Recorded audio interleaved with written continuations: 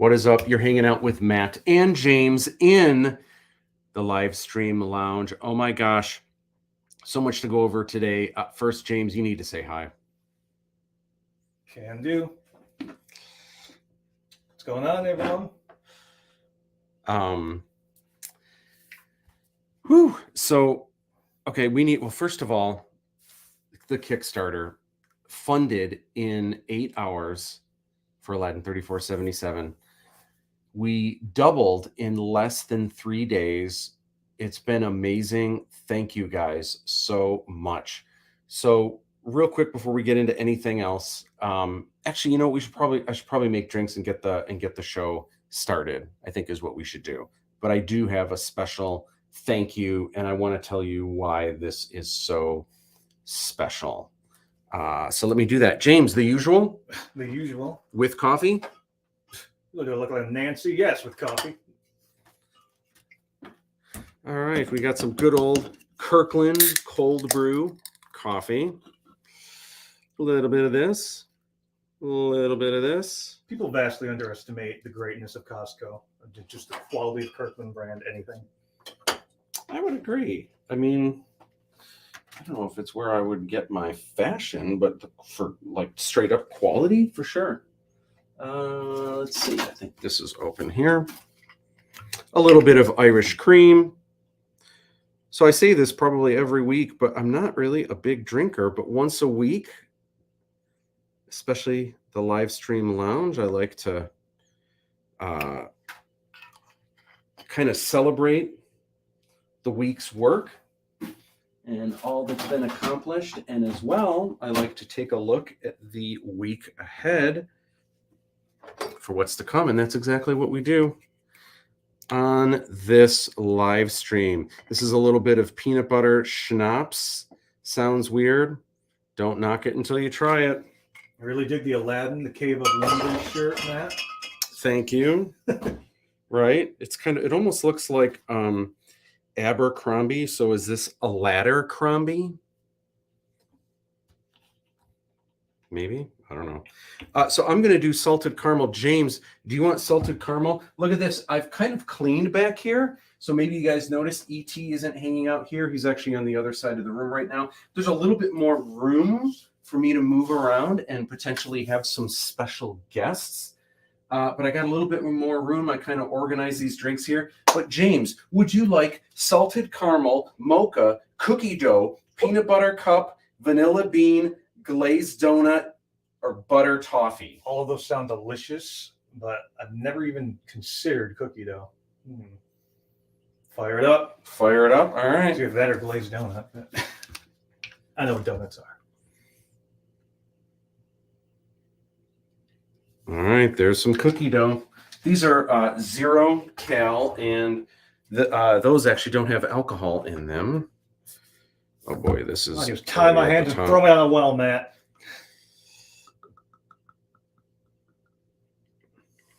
All right, then, and I know there's probably some comments. We'll get to those real soon, so keep them coming. Oh, I need straws.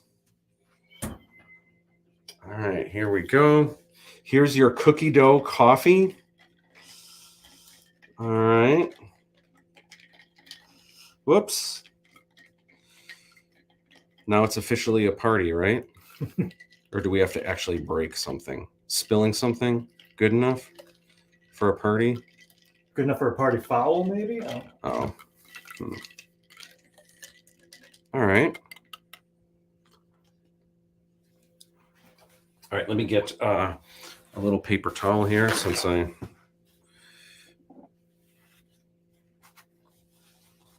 All right, this is like right at the brim. Fill it to the rim with brim. All right. Cheers.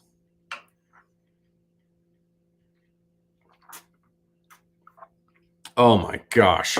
Wow. All right, let's get this party started. It is ice cream. It is melted ice cream. Let's get the party started. This is the live stream live.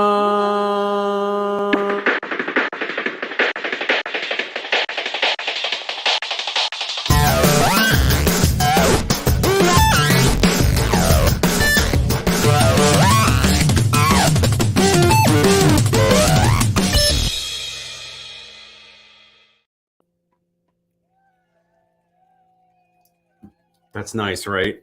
I don't know if you can hear that. Vaguely. Let's see if I do this. Oh, how do I? There we go. Trying to figure out this laptop. All right. So, first thing I wanted to chat about real quick. I wanted to give you guys. I have a heartfelt. I have to do Face ID on this iPad.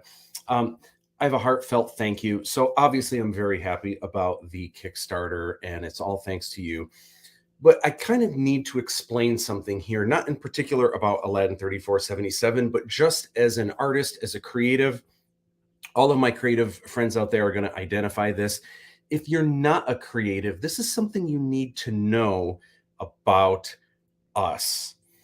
So, whether you are a musician or a filmmaker or an artist, a poet, anything like that, we have two different things that we do. We have things that we create that are based on something else that already exists, or it's something completely brand new. So, an example would be if I do a painting of Spider-Man.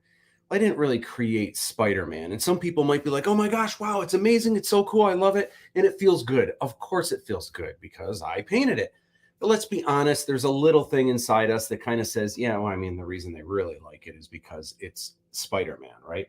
So the same would be true of if you are a musician and you record a cover of a Beatles song. And even if you like change it up and like it's acoustic and it's very different, or you rock it out and it's very different. There's a lot of people that might be like, oh my gosh, I love this so much. But I mean, let's face it, they love the Beatles and they like your version of it, but they like it because they already know it and they think your version of it is cool. Not again, that's awesome. There's nothing wrong with that. But when you have something on your own, when you have artwork that you've created that was not, it's not kind of another property, or if you have a song you've written that's not a cover of something else,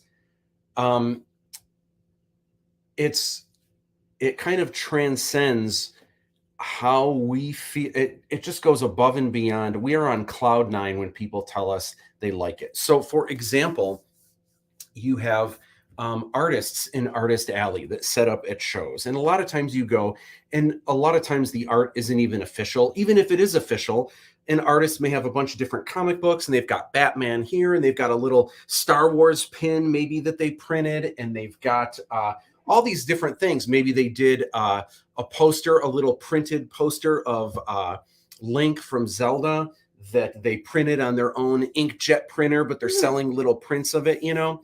So they've got all these things, and then maybe they've got their own self-published comic book. Now, most people that walk by, 99 times out of 100, people are going to walk by and they're going to say, oh, dude, Batman and Star Wars. Yeah, Zelda's my favorite. Awesome. Then they're going to look at the thing that you created on your own, all your own, and they're going to look right past it like, I don't know what that is. But anyway, that, man, this is cool. I love your Batman. So cool. Maybe they buy it and you're like, oh my gosh, it feels awesome. It's great, right?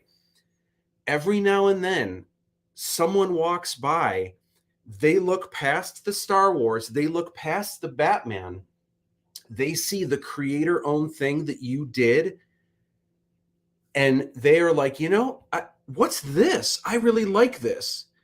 And when that happens, it's like, you like that one?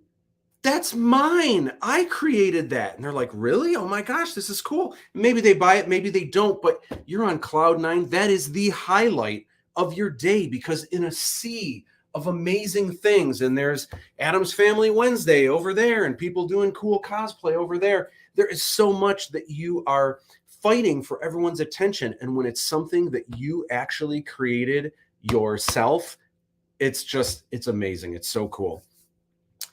Us artists in general, whenever we are creating, we are in another place. So we're not even here. So obviously, our brain is telling our heart to breathe, right? It's telling us if we're standing up brainstorming like a story or something like that, obviously our brain is telling us to keep balance and not fall over. But barring that, we're not even on this planet. When you see, there's all these funny memes of guitar players doing guitar solos, especially if a guitar player is kind of brought in as a guest on stage, and they've never even played this song, and they've got to play a solo, and everyone says, yeah, it's key of G, go. And they're just feeling it out. There's all these memes of their faces, and I think there's a meme where they've replaced their guitars with slugs, giant slugs, and you see their faces just like, it's so funny when they're holding a giant slug. It looks hilarious, right? But the truth is, those guitarists are on another planet. They're not even here right now. Their mind is just somewhere else. They're astral projecting to another dimension. It's the same if you look, like when I look at my classroom and I see, if I've got a figure class and all my students are drawing, if I look around at the look on all of my students' faces, there are like some people stick out their tongue like this, and everyone's got a really funny face. Because they're just in the zone and they are creating, they're being transported to another place. So the work that we do, the work that we record, whether, again, it's music, whether it's a film, whether it's artwork, it's really a recording, I don't want to say of our soul or something like that, but it really is our blood, sweat, and tears. It is every fabric of our being put into this thing that we have created. So that's why a lot of times artists are sensitive, and a lot of times it's hard to take criticism. If you want to make it in this industry, though, you really do need to take criticism, and you really need to have thick skin, and you really do need to take a critique anyway, because you want to improve. And if there's something people are telling you how it could be better, you don't always have to listen to that. Take everything with a grain of salt, but you should definitely be listening and get past whatever ego you have. We're so sensitive, right? So this is why this whole thing with Aladdin this week has really just been amazing for me, and I'm just so thankful. And here's what it is. Back when I started this, when I announced this over 10 years ago, trust me. And at that point, I had already been working on this for a couple of years. But when I announced this and I had a video, this is my next big project, guess who was interested? Now, keep in mind, at that point, I'm known for Matt Bush, you can draw Star Wars and pop culture like illustration. And then I tell everyone, I've got this idea. I'm going to do this huge movie project, Aladdin 3477.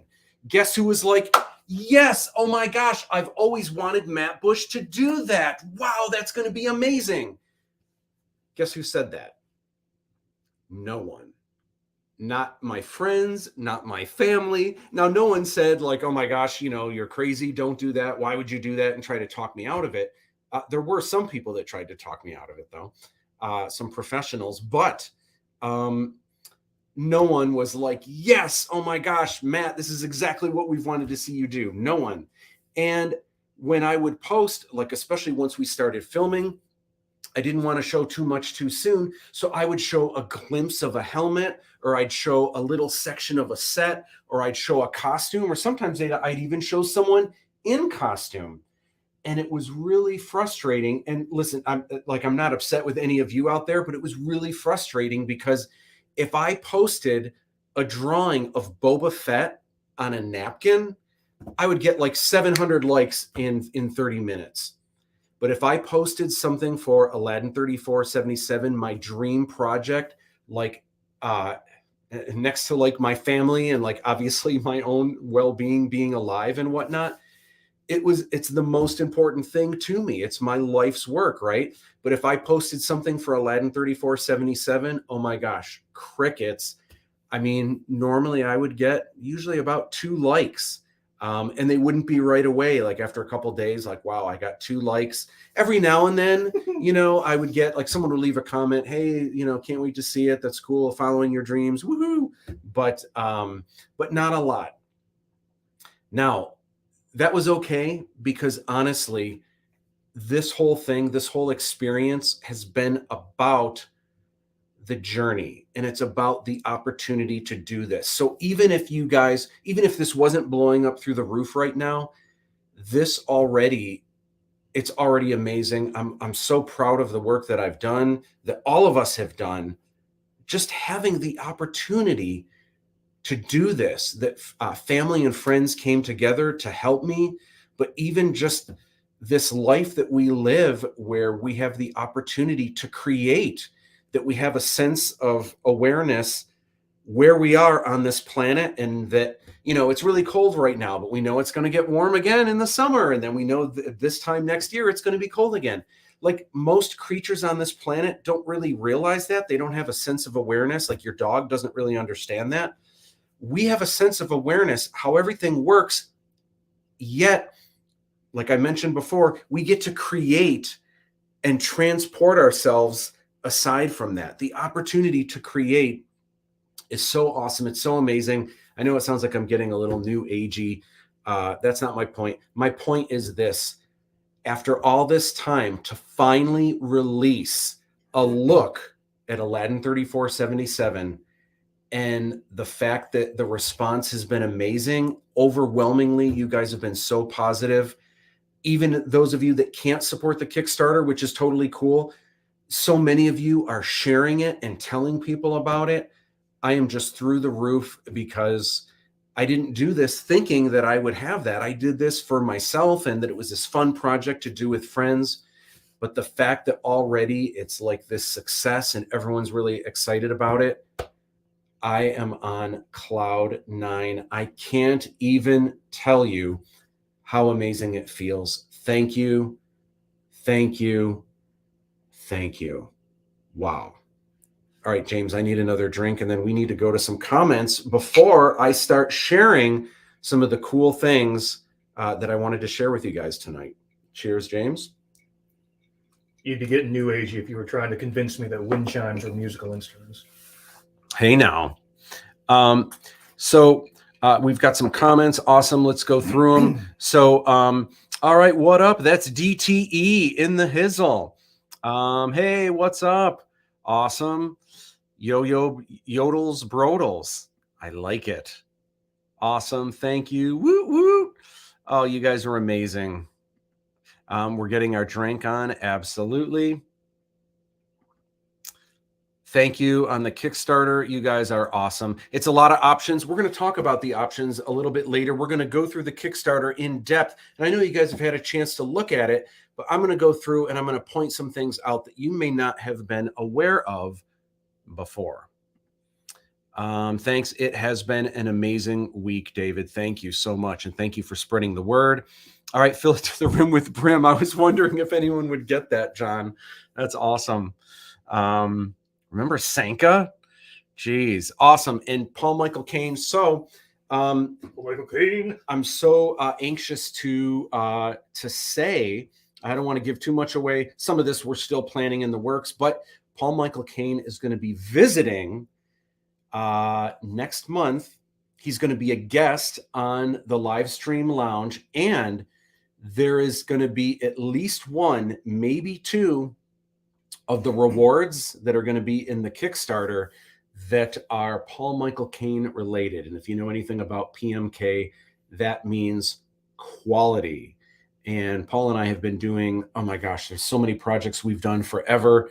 And I'm so thrilled that he's going to be here in a month and hanging out. He's going to be on the Livestream Lounge, and we've got so much to share. He actually came out for a weekend when we were filming Aladdin 3477, and he got some incredible behind the scenes shots of the Kong Chiam set, which might have been the largest. It was definitely the largest outdoor set we built. For sure. Yeah. And I can't wait for you guys to see some of that. All right. So next up here, do we think Aladdin will be released in a Cinemark movie theater, or will we make it specifically on demand and discs only? Justin, that's a great question. If I had my way, I would say absolutely. And is Cinemark only like the dollar shows? Is that like the cheap ones, or is that like, does Cinemark have new movies as well that are full price? Do you know, James? I do not. I remember Universal Mall had like dollar film. Yeah. And I saw the Village there, but it was the screen was the size of a windshield, so I wasn't really sure if I was supposed to be scared or not. Gotcha. So here's what I'm doing. And I say this a lot. This is kind of my saying for that. I'm aiming for the moon, and that way, if I miss, I still land among the stars. I would love a theatrical release. I think these films warrant one. Will I actually get one? I have no idea. There will definitely be, for those of my friends who live in Michigan and possibly Los Angeles, there definitely will be a screening or multiple screenings. Plus, there's film festivals and everything else. But right now, everything is kind of fluid. It's TBD. It's definitely going to be this year. I just don't know where and when. And some of the things that I'm juggling, just as an example, is a lot of the larger film festivals like South by Southwest, Cannes, Sundance, and a bunch of other that I'm forgetting right now. Possibly, what's that? Traverse City. Not Traverse City doesn't have this rule, but some of the bigger ones, they have a rule that there can't be an audience that has seen this before. So once you show your film in, like, if you have like a screening, a hometown screening, or if you have another film festival that's shown it, even if it's a small one, Cannes will not be interested. South by Southwest will not be interested. Sundance is a no. Slam Dance might be a no, because they want first dibs. They want the world premiere. So there's some of that I'm juggling, and those are all spread out at different times of the year. So it's kind of like trying to figure out exactly what I want to do. Plus, there are film markets. The big film market in Los Angeles is in November. So there's a lot of different things that I'm kind of juggling. Already during the Kickstarter, there's at least in the last week, there is one distributor who has reached out to me that I haven't even had a chance to research yet, because I've been so crazy just getting everything else together. So that's a great question. You'll hear it here first, but that I don't know yet. Yet we get lost for hours. Absolutely we do. And we just go to another place. Am I wearing eye makeup? Yeah. Your answer is a make or break deal for me. Hopefully it's a make deal. I mean, why not, right? Yeah. So I put on guy liner. Hopefully that's a cool thing. Jerry, and I showed Jerry. It was a pleasure to meet him. Jerry's awesome. Jerry Hayes, who plays the Sultan, down and commenting from day one. David, thank you so much. All right. And Tracy Wayne Surgeoner says, taking care of business. Tracy helped out on a number of things with this, and a couple of things coming up that you'll see. He also played the Red Star. There's a couple shots of him as the Red Star in the first movie. Primarily in the second film, you'll see Tracy as the Red Star, and he also plays a German guard. You might be wondering, German guard? Wait a minute, this takes place in India, and this takes place in all throughout Asia. What's a German guard? There actually is a scene that takes place in the second film in Germany. It's amazing.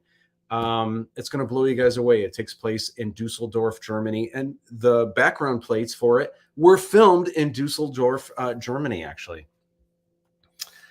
It's a global adventure for sure. Let's see.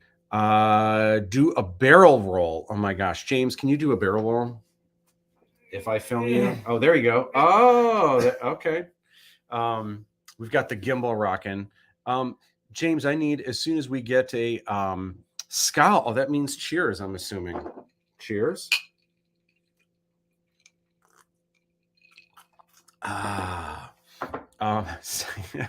Sanka flavored crystal, the freeze-dried coffee.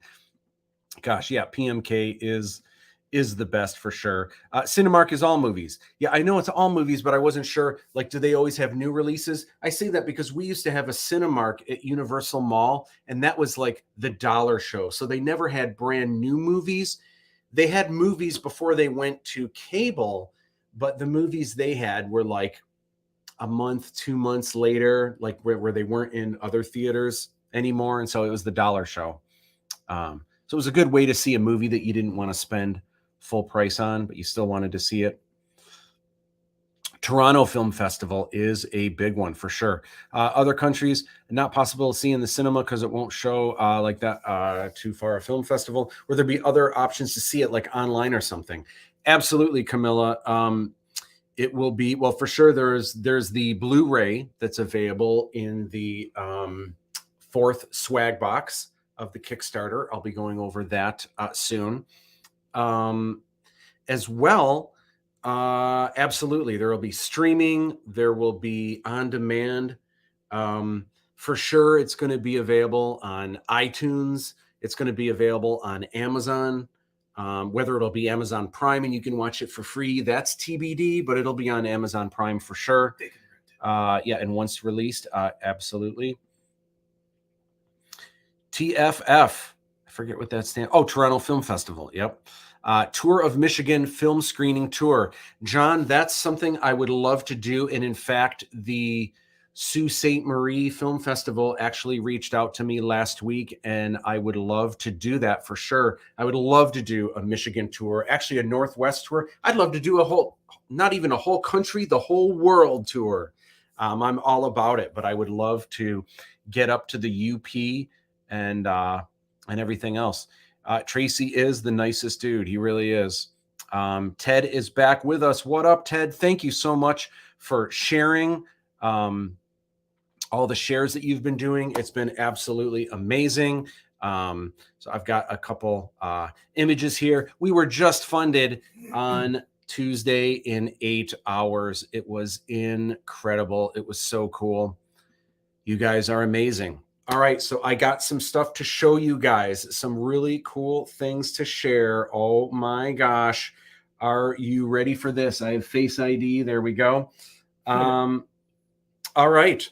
So first up, James, we need to check out what you're wearing here because this is super rad. All right. I got you right here. Flip that around. All right. So what's going on here? So we have, anyone familiar with Sonic the Hedgehog, we have Shadow the Hedgehog, but in a Gundam schematic. Okay. With the Project Shadow. That is so cool on the back. All right. Courtesy of Neophoric. That's NEO4IC. Oh. Good promotional material. I like it. Tell us about that that necklace charm, because I think, if I'm not mistaken, that glows for eternity. Yeah. Yes, it does. I mean, it has to be really dark. I've seen it before. It's like glow in the dark forever. Yep. And off of the one beach where the sands have the bioluminescent plankton, they just scoop it up, throw them in there, because for the longest time, the little shells don't lose the bioluminescence, oddly enough. Wow. That's cool. Super cool. All right. Rock and roll. I'll give you this cord here. All right. So I've got some things to share with you guys before I go through the Kickstarter. I wanted to give you a close look at some things that are in the Kickstarter, some of the rewards. So my goal is to show you something new, at least one thing new every week, sometimes two things. So the first thing I want to share with you guys are not the final Fiji designer toy, but I want to share with you the prototypes. So this here, this was the first prototype for Fiji, and maybe we can get that. There we go. There's some focus. Now, I showed these really quick I released a Fiji video that it was like why Fiji is not inspired by BB-8. I love BB-8, but Fiji was actually Fiji. I came up with Fiji back when I was in college. But look at the detail. And this is, by the way, this is not the final Fiji. The colors are wrong. The shape of the head is wrong. This was just the first one, the first prototype that was sent to me. But still, if you look at the details in like the arms, and you look at the details in like the buttons, and look at even the buttons like on top. Fiji has a radio head because Aladdin builds things out of junk of the past. Does he have the tramp stamp? Fiji does have the tramp stamp. It's one of my favorite parts. Isn't that cool? This is, by the way, this this is kanji, and it says it's Japanese for add oil. And so these are the jets on the bottom. These don't have normally. This is supposed to have like it's kind of pushed in, and it's going to be dark on the inside. And then this also doesn't have the Aladdin logo on the bottom, which is going to be there. This one also is longer down here. It's not supposed to be down that long, but this is the first prototype for FIDGI. I want to show you something though, because this is the basic size. This is a 3-inch tall FIDGI, and this is a designer toy. Now, normally when you get a 3-inch figure, it looks like this. Some of you are familiar with these. These are dunnies. This is a 3-inch toy. If I put them side by side here, this is a 3-inch toy, but if you look, it's a little bit shorter than 3 inches. And really the top of this head here is probably about 2 inches tall. So normally when you get a 3-inch designer toy, this is the size we're talking about here. Now, don't get me wrong. I love dunnies. This is super cool and it's super cute and it's very simple. Doesn't have a lot of detail, but usually the painting is very detailed. But this is the size, comparing the sizes from the front view. Then I want to show you the side view. Check out how big FIDGI comparatively compared to this. I mean, this is just a nice chunk of designer toy. It's nice and hefty. James, feel that. I've never wanted a 3-inch FIDGI more in my entire life. Right? They're so cool. I'm just so happy with the detail. The kanji, how it's kind of pressed out like that. Same with the back. Feel the tramp stamp on the back. Isn't that cool? It's embossed. It's so cool. I want to show you a couple more just because I want to show you the size. Now this one's this is a 3-inch Tokidoki, and this is I think a unicorn has one spike, but if it has 2 spikes, they're called hornicorns, I think. Could be wrong about that. It's also got wings, and it's got little wings on it, and this is super cute. And this one's it is a little bit wider, right? It's a little bit, it's got a little bit of width to it going back, but comparatively, it's not as hefty as the FIDGI 3-incher.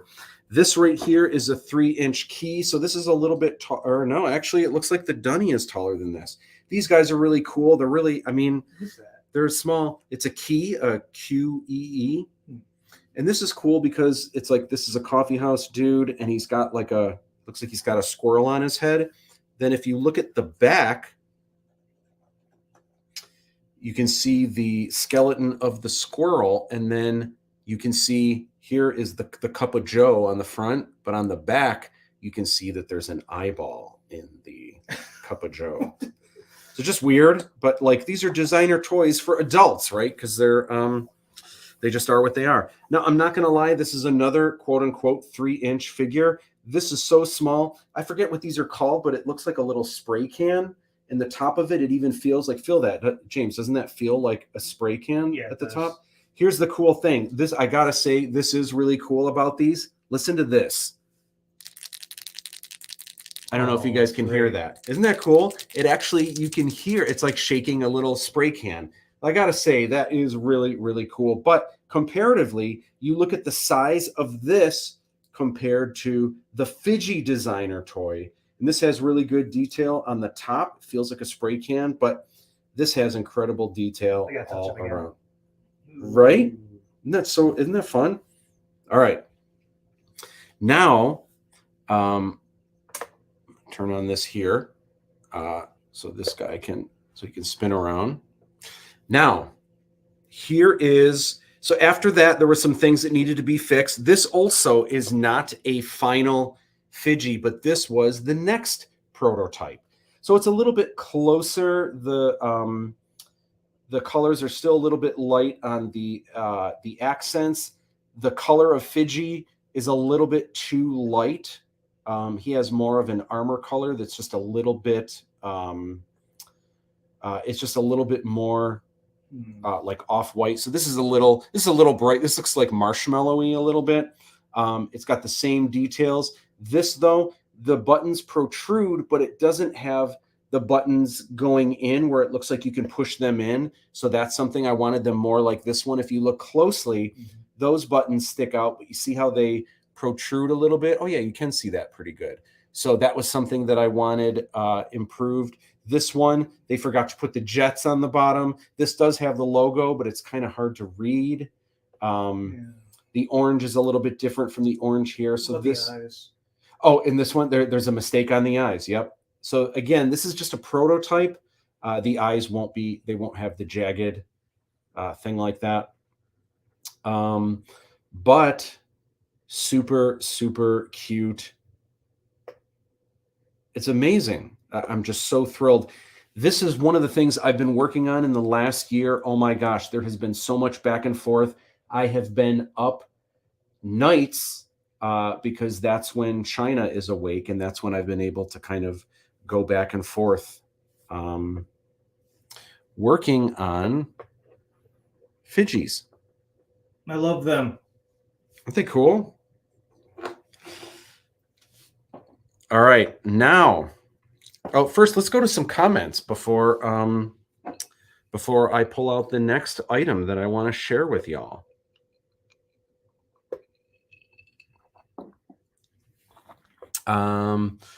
Let's see, where are we at here? Adorable. Okay, I want to make sure I don't miss some of these. All right, sounds cool. Ted says Gundam. That's a cool shirt. Ooh, adorable. Camilla, are you talking about the Fiji figure, or are you talking about James? Well, I am dashingly Asian, but you know.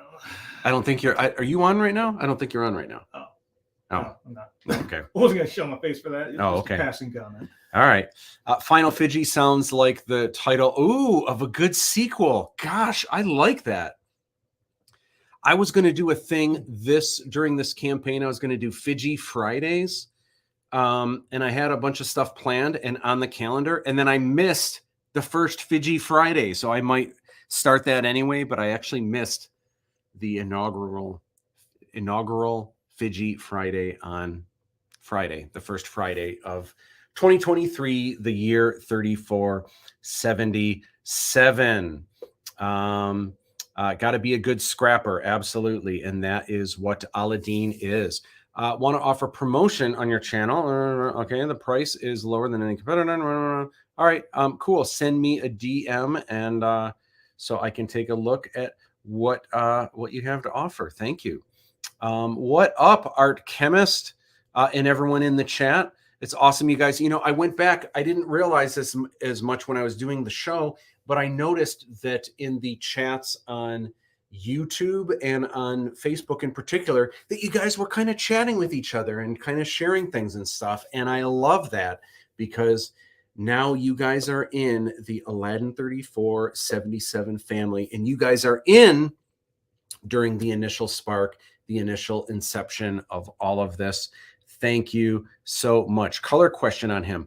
Why did I choose white and orange? Well, I worried it'll be like Star Wars, or is that more intentional? Great question. I actually made a video, Camilla, that I released on my YouTube and on my Facebook last Thursday, and it talks about exactly that.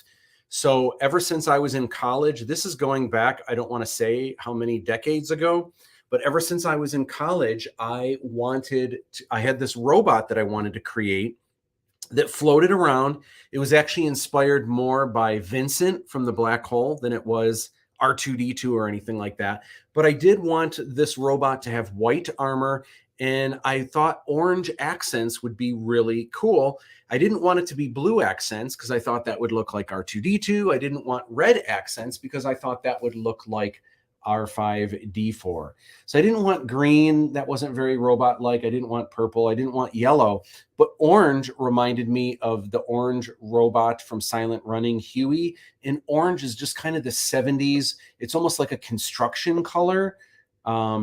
So I just really like orange. I thought orange was the color. Then, and this is all in the video, by the way, and I have like images in the video of what Fidgi looked like way back when. So definitely check out that video if you haven't seen it.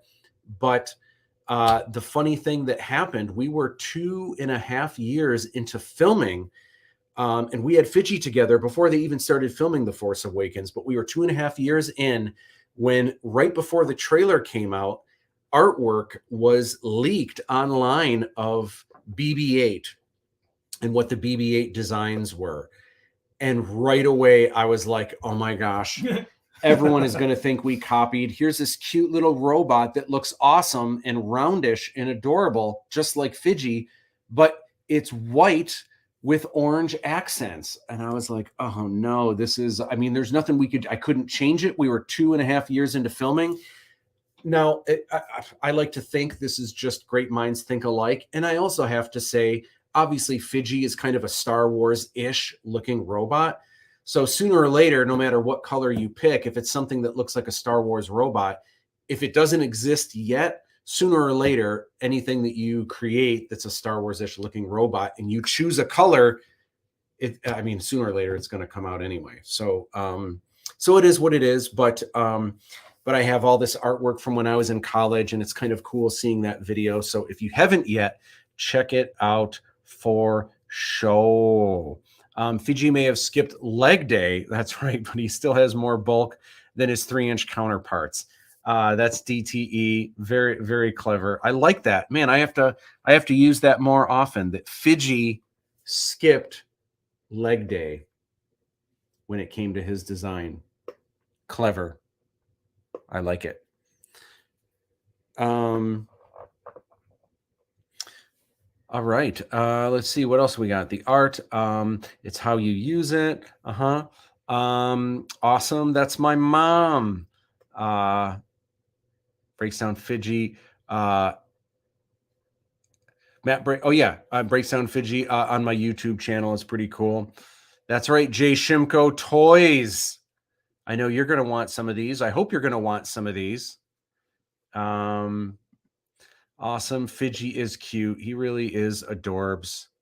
Both are cute. Absolutely. I am a huge fan of BB-8. BB-8 is still, I mean, he's round and he's cute and he is white with orange accents, but BB-8 is a giant ball that rolls around on the ground. Fiji, and this is not the reason why Fiji floats. Fiji always floated ever since I created him. He looked a little bit different when I first designed him back in college, but he was always this floating robot that hung around a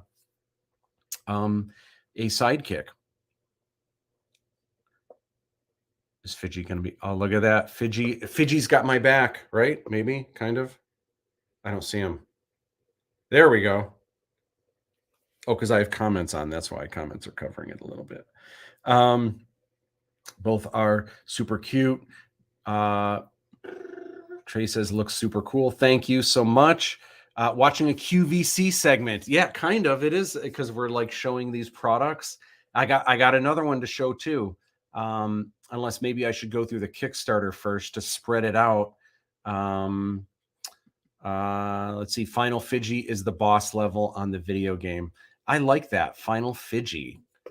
I like that. If there's ever like a Fiji cartoon or something like that, maybe we should go with that. Where's the premiere? Don't know yet. I'm sure there will be a premiere or premieres here in Michigan, because so many people that worked on not everyone, but most of the people that worked on the project were Michiganders. But there probably will be an LA premiere as well, I would think. Will it come? Yes. Great question, Chris. Will it come in a package with amazing Matt Bush box art? Yes, absolutely it will. There is a blind box. And next week, in addition to showing what the actual Fiji designer toy looks like, the first one, because there are 6, but the first standard Fiji I'm going to show you guys next week, and I'm going to show you 3 sides of the box. And you might be thinking, what? Just show us the whole box. I can't show you the whole box because then it'll reveal what the rest of the Fijis are, and I can't show you that yet. But I will show you most of them. I will show you the rest of the box before the campaign's over, and I will be showing you a new Fiji each week. I'll be showing you a new variant So it's all very exciting, super cool.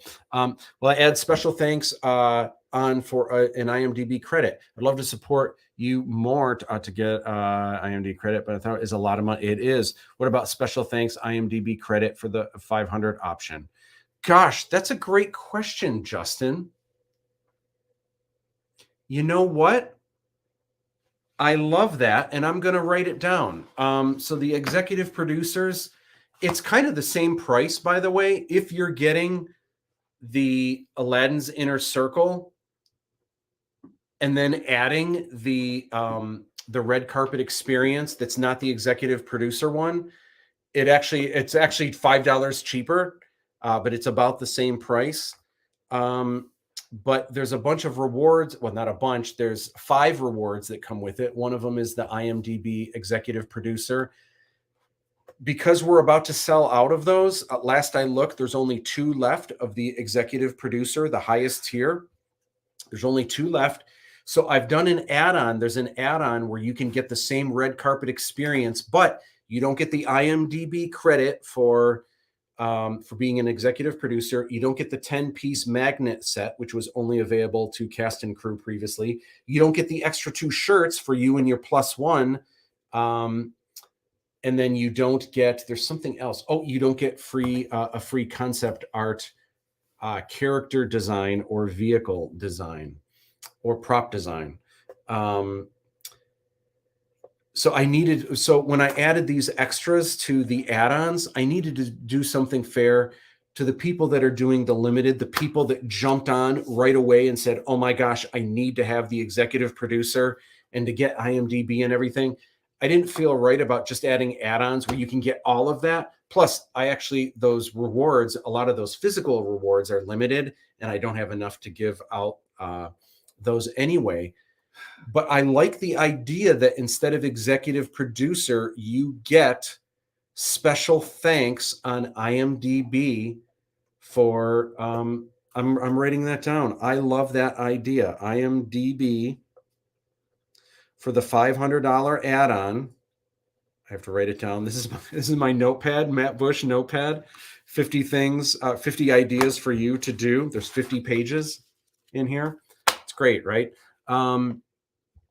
So for the add-on that is the red carpet experience, IMDb special thanks.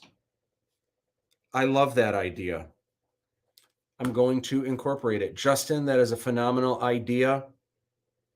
Thank you. It shall be done. I will try to do this, maybe even tonight, but I will do this immediately. I'll remind you. Awesome idea. Fantastic. It's a safe color. The orange, yeah. Oh yeah, I agree.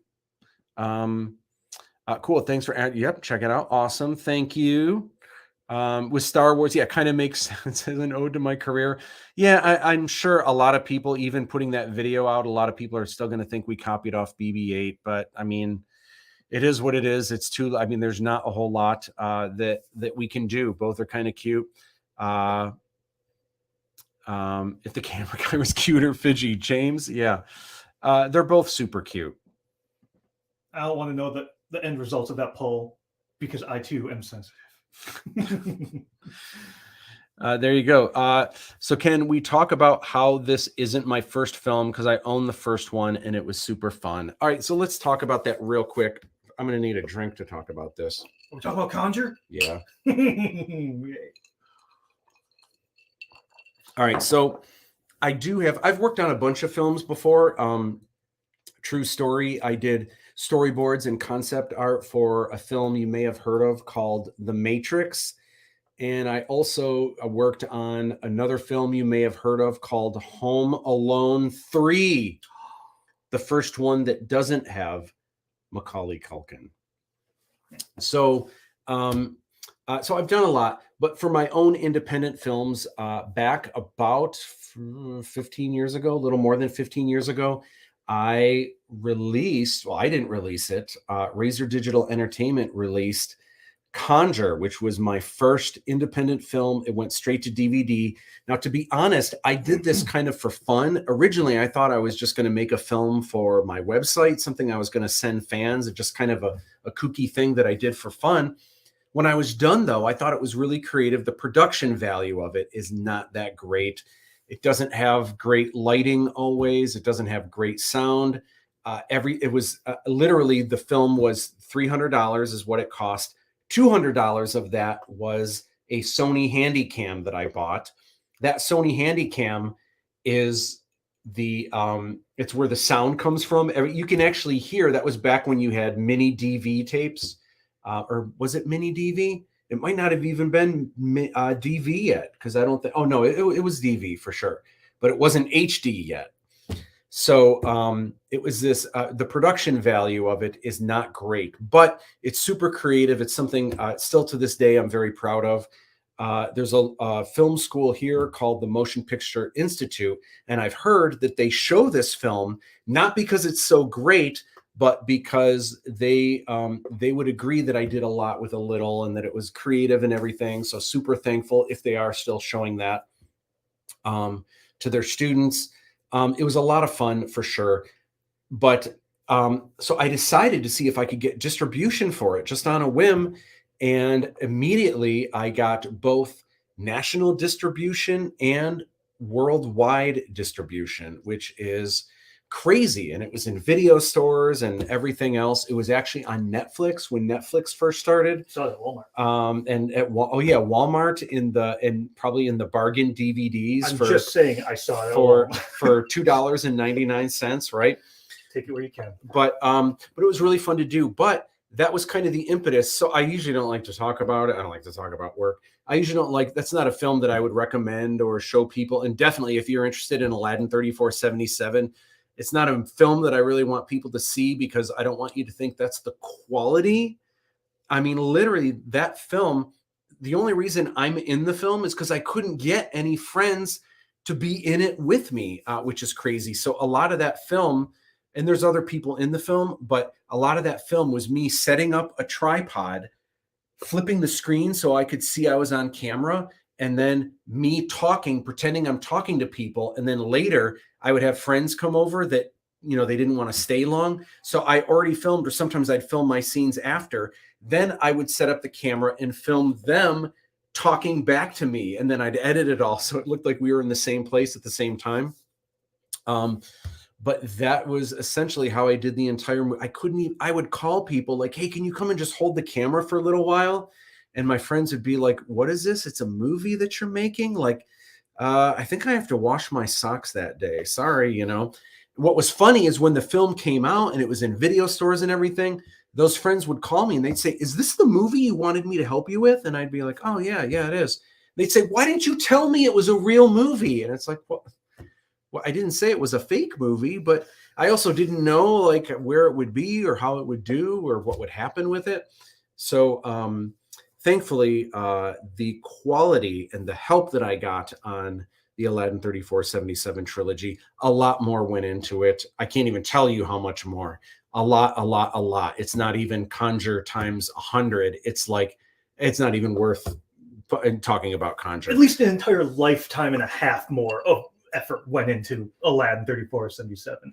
And not just because I have a stake in it.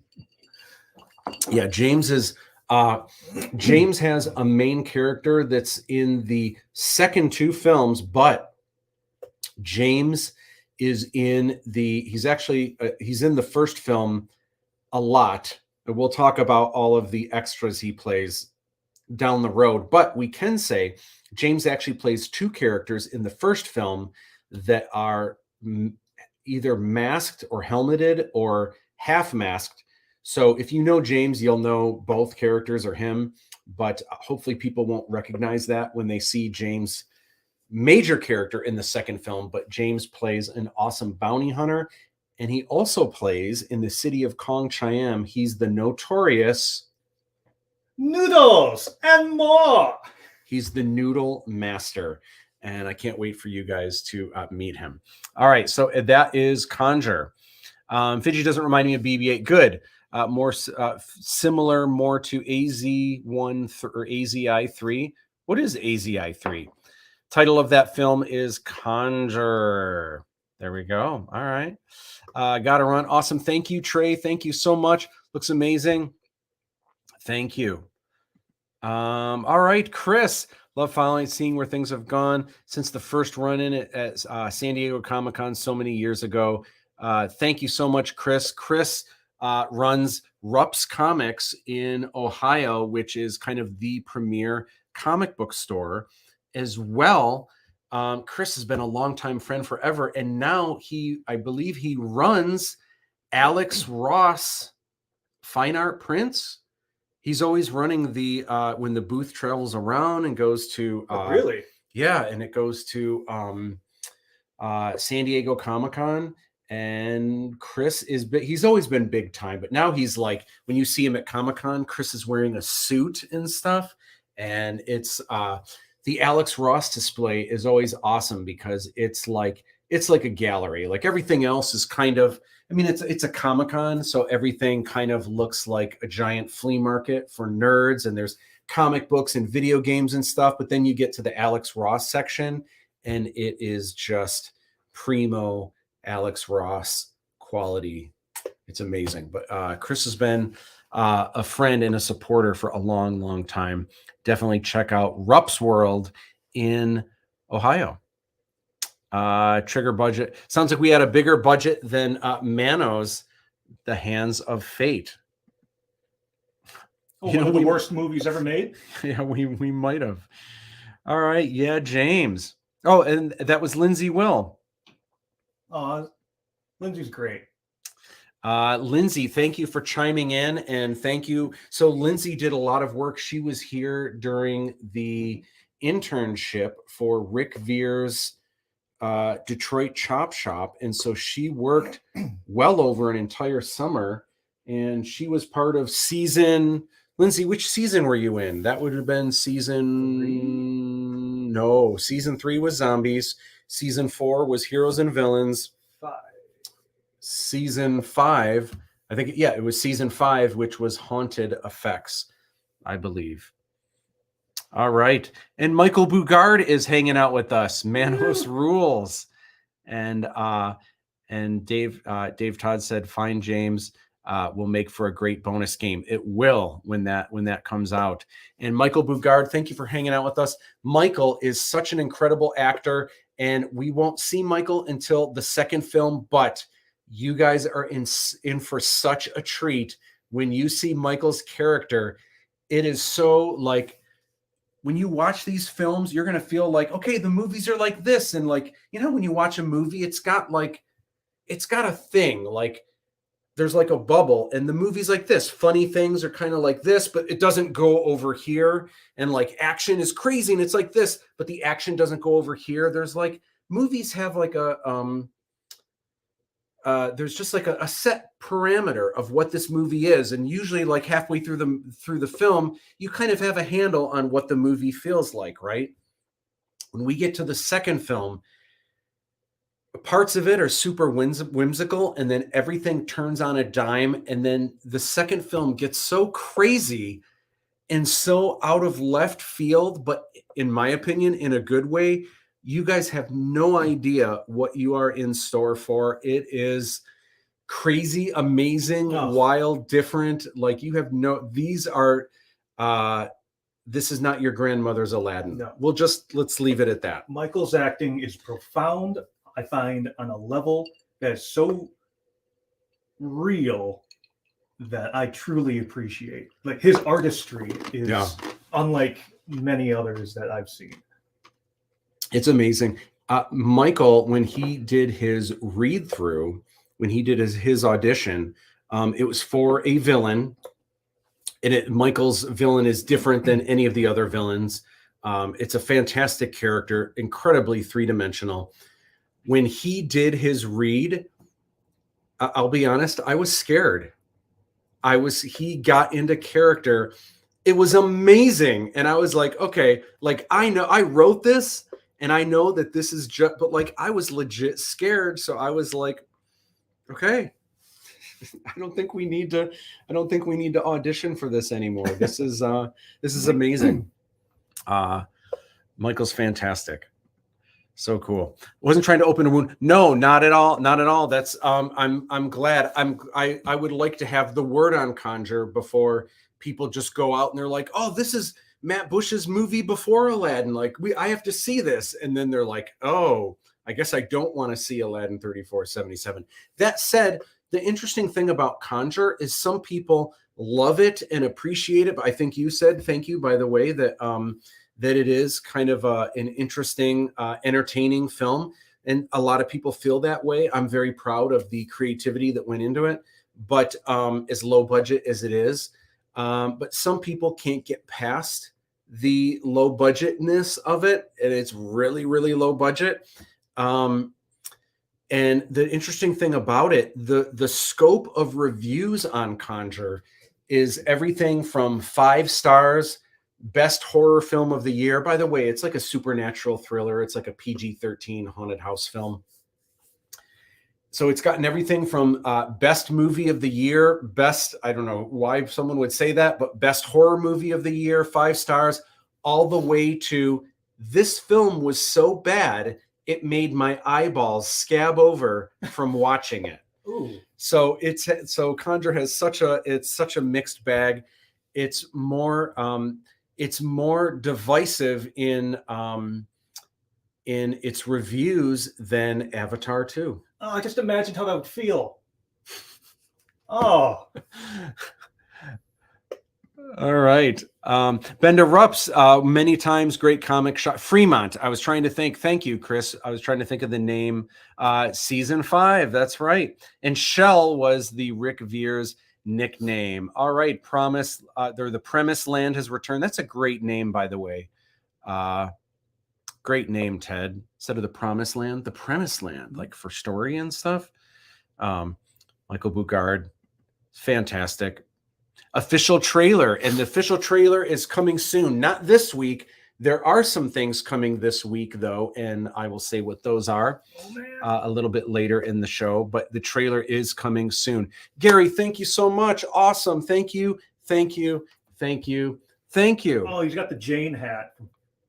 From Firefly. Yeah. Nice. I dig it. What's a budget? You know, that's funny because when I was making Aladdin, I didn't have a set budget. At first I did. I had money left over from that I had saved from the last couple times George Lucas had purchased my artwork. And I had, full disclosure, I had $35,000 to start with. And so that's what I was going to use. We were a month into filming and that $35,000 was already gone. So from there, it went to credit cards, maxing out everything, and me taking extra jobs.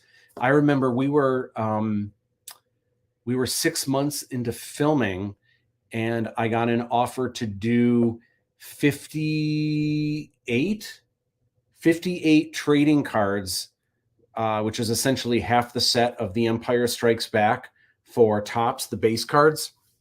58 cards and some of the chase cards.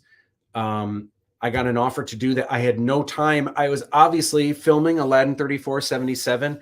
I took the gig anyway because I couldn't turn down the money. I needed the money in order to build underground caves where the Tapali chamber is, where Aladdin may or may not retrieve the Lamp of Wisdom. We'll have to see.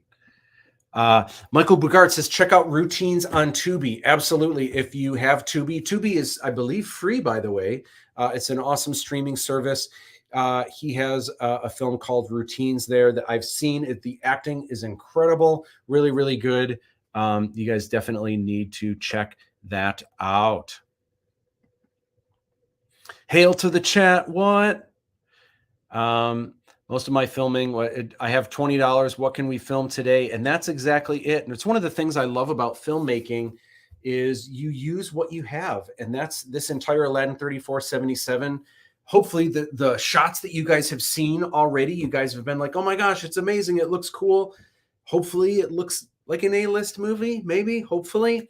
But a lot of what we did was really assess how can we make this look great without spending a lot of money. And there were places where I had to pony up and I had to do the money, but every angle that we came to, every turn in the road, it was always a question of, do I need to pay for this? Is there any way we can do this, have it look great without breaking the bank? And a lot of times we did. There was a lot of really cool sleight of hand or classic filmmaking techniques that we did. Or 3 people in shovels. Or 3 people in shovels. Absolutely. Yeah, so we had a lot of fun with that. I think it's time to share with you guys another. Should I share the next or I guess it's the first toy, or should I go through the Kickstarter and save the toy for a little bit later? I guess you can keep them on the hook a little longer. All right. In that case, I really want to show it. Okay. Yeah, let's all right, I'm going to show it. They've stuck with us this long. So all right. So you may have noticed in the Kickstarter, there are minifigs. They look like Lego minifigs. They're block figures. They're very small, but there are a number of them for Aladdin 3477. And you've seen in the Kickstarter, there's one in each of the swag boxes. There's actually more that aren't listed yet that are in some of the other rewards packages, some of the higher ones, and some of these stretch goals, which we are going to talk about later, are going to have some as well. So if you're into the Lego minifigs or into these block figures from this film, that is awesome because there are going to be a number of them in your rewards. By the way, it's been really interesting this week, people contacting me left and right. And one of the things that I love about this Kickstarter or Aladdin, this whole thing, is that different people are into different aspects of this. So everyone wants to see the movie, of course, which is great. And I'm super grateful. That's awesome. But some people have contacted me and they've been like, okay, I need to make sure I get all of the Fiji designer toys. I want all of the variants. Are there going to be any other ones? Like if I get this, I get all of them. There's going to be no other secret ones I'm going to miss out on. Like they want to make sure. And like, that's the thing they're excited about. I have other people who have contacted me that are all about the enamel pins. And they're like, okay, I see the 2. Are there other ones? There are other ones. And I'll be talking about what those are. There might be even more. The artist that's been helping me is Deanna Sheehan, Doodle D, and there's one of them that's a collab. And yes, absolutely, relation to Sean Sheehan. They are a husband-wife team, absolutely. Fight backers for those pins. Yeah, and she's amazing. Sean Sheehan did the craziest, like the highest VFX, digital VFX that I couldn't do, stuff that was way over my head. He ended up being the supervisor, the VFX supervisor for the first Aladdin 3477 film.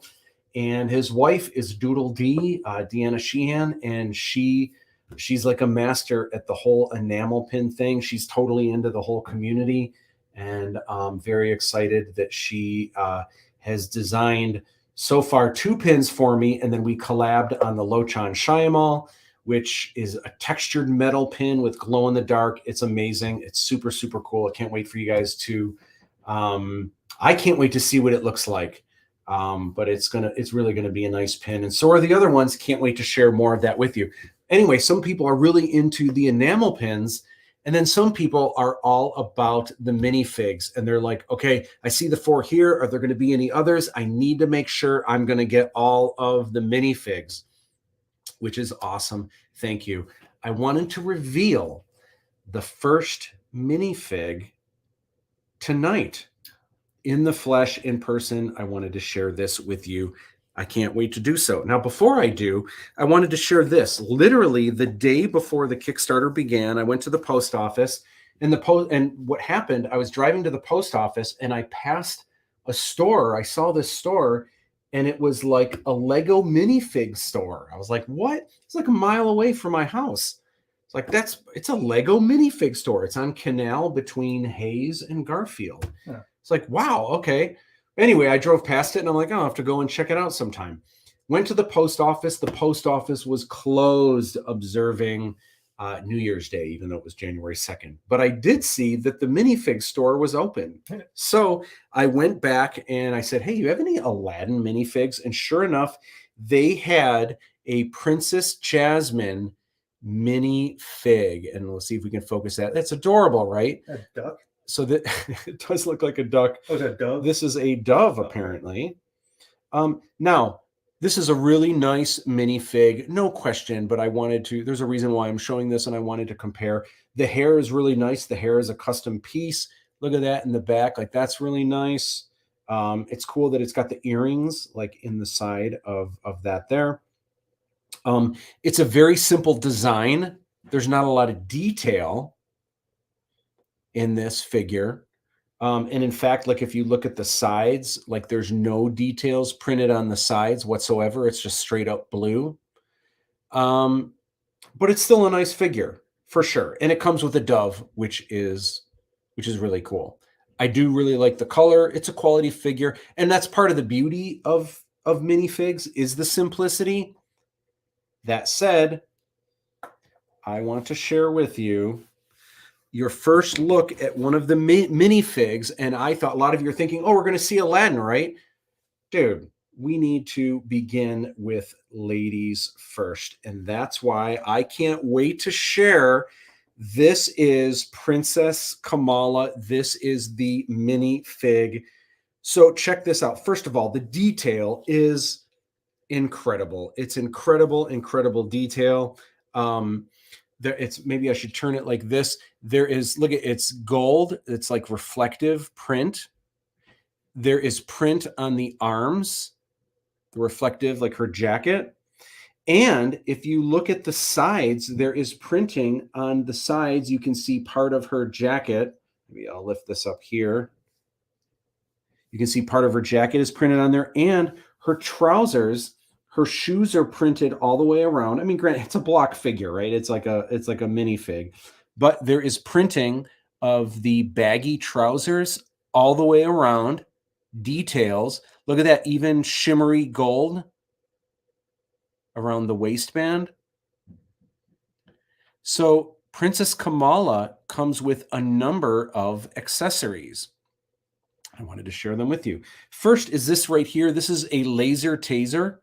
I don't want to reveal too much of the movie, but in the first film, she acquires a laser taser, and it has blue, like little zzz. So there's your kind of electric blue on that. This little black handle. Then it's kind of hard to see here. There are a number of times that Princess Kamala in the first film, she accesses a hologram. So this is a light blue hologram. You can actually see a readout, like a blueprint of the Taj Mahal. And in this future, the Taj Mahal floats. Is it literally etched into that plastic? It's not etched, it's printed. Okay. But this is a piece very similar to Lego. By the way, these are exactly the same size as Legos. They work with Legos. So if you wanted to build your own Lego play set for Aladdin 3477, you could build your own Kong Chiam or Hong Kong play set. You could build a sky sail, and then these figures, you know, with your Lego pieces, and then these figures would work. I know, that'd be so cool, right? So it comes with these pieces, and you can take this out. You could actually stick this hologram. It's got the little peg right there, so you could stick this like into the side of a wall if you wanted it to be like a readout like that. But a lot of times when she accesses screens, they kind of come up in midair. So I kind of like putting it in the hand there. Now, that's not all. She actually comes with something else. So Princess Kamala actually has two different expressions. Let's see if I can do this here. I'm pulling off the head. I just pulled off the legs. Roll credits. Now I'm pulling off the head. Okay, hold on a second. Oh, by the way, the minifigs come, these block figures come with this little piece here. Usually minifigs don't come with anything. They usually come just like this. They're already put together. You get to put together your minifig, and they come with this little stand. Now, granted, they can stand on their own. If I put the head on here, this is a little front heavy at the moment. They stand on their own just fine, but if you put them on the stand, they're just super, like if you bump your shelf, they're not gonna, obviously not gonna fall over. Front heavy, you say? So there's two different heads for Princess Kamala. There's two different expressions.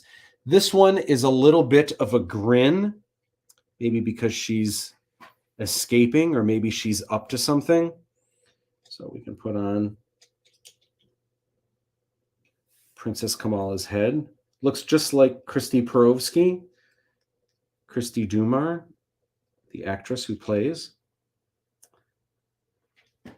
Princess Kamala. Look at that. And then look at it's just like her hair. Super cool, right? Now, let's say you want her to be, let's say you want Princess Kamala. Oh, geez, how do I don't know if I can get this out. Anyway, well, it comes with another head, and there's a hood. I have fat fingers. I can't get this out of here. It pops out. Oh, I might be able to get it this way if I do this. I've just got pudgy fingers. If I put this in here, this is a slightly different expression. This one's a little more stern, a little more angry, or a little more driven. And this is the hood up. And it's kind of hard to tell here, but it's gold. It's a gold hood in the film that's kind of attached to this jacket.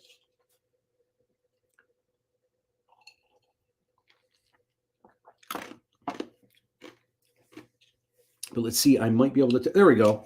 So you've got two different expressions. This one's a little bit more stern, and this one's a little bit more mischievous.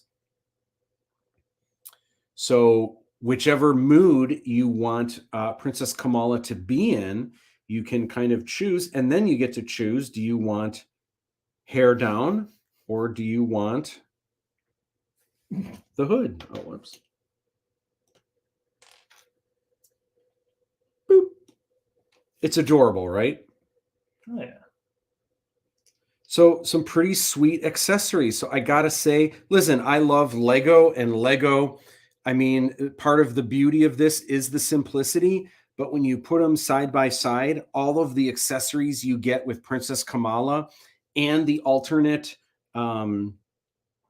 expressions, you get the hood, you get the hologram readout of the Taj Mahal, the laser taser, and then the quality printing and the shimmery gold and the quality printing all the way around.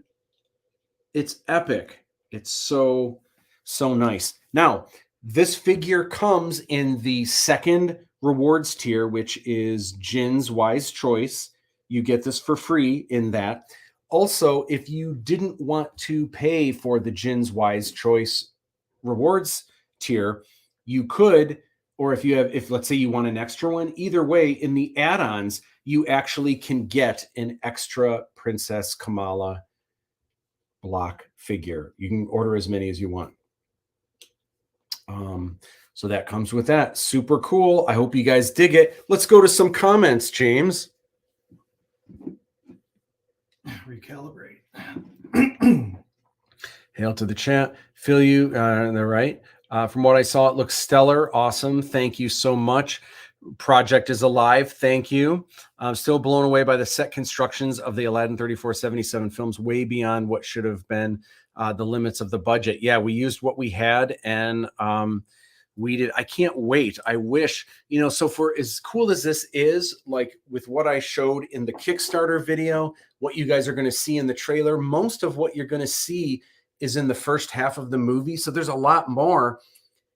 But even then, you guys haven't seen what's in the second and third films. There are new characters, new sets, new vehicles, and new robots, and James.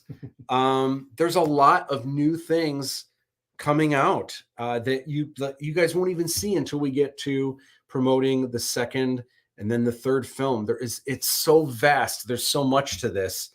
So as big as it kind of seems right now, it's even bigger than that, which is cool. Tubi is free. Awesome. So you guys definitely need to check out Routines on Tubi. Faux show. Is it free to post on Tubi? That's a good question. I believe it. I don't know the answer to that. I know I've looked at Tubi before. I'm not sure if it's free. It might be, or it might be a small fee. I'm not sure. I was no idea how that works. Just say that people pay me to say Buffalo 8 handle just distribution for routines. Hair looks great. Thank you, Camilla. Now, I know you're talking about the Kamala figure. Yeah, the hair does look really cool. That is Polony. It's James Polony rocking behind the camera. Do I know what month the Blu-rays will come in the mail? I'm just so excited to see it. The Blu-ray is scheduled for December. It comes with the 4th swag box. So if you get the 4th swag box or higher, you get the Blu-ray in it. There's a chance there could be like a slight delay or something like that, but right now it should be December this year that the Blu-ray comes out, and there may be opportunities to see the film before then, depending on where you live or if there's like streaming before then or something. But it looks like, and Michael Bogard says hi, James. What's going on, Michael? So yeah, so all good stuff. All right. So what I wanted to do now, I wanted to kind of go through the Kickstarter, and I wanted to share some things with you guys about the Kickstarter and kind of just go through it. So I'm still new to StreamYard. So let's see if I can, first I need to do this. Whoops. Let me look up, okay, Kickstarter. Kickstarter. Now I have to find my Kickstarter, and then I will if we have a minute, share screen. Point, definitely want to see if you'd highlight this awesome looking helmet in the background. Oh yeah, go ahead if you wanna check that out. Faux show. Let's see if I type in. I meant to have this ahead of time. ALADDIN 3477. Boom. All right. So now that I'm here, let me go here. Let me share screen. Share screen. Chrome tab. Boom. Share. All right. Now let me go over here to make sure this is how I want it. Oh, I need to put this here. Add to stream. All right. No, didn't want that. I wanted this. Most anticipated film project. All right. Looks good. So let's go through this. I wanted to highlight a couple things, some things that you maybe weren't aware of before. So does this open? Can I get this to open larger? Can I? Oh, I can. Good. A little bit. There we go. All right. So this is the Kickstarter for Aladdin. Right now we are at 27,487, 91 backers. Oh my gosh, awesome. No one has expressed this to me, but I've heard from people that have talked to people that have talked to people. Some people are a little turned, although people have been pledging at all different amounts, even with no reward, which is incredible. Thank you so much. But a couple people have been like, man, it's like, why is it so expensive? Usually Kickstarters have a lower reward, like $5 and you get a sticker.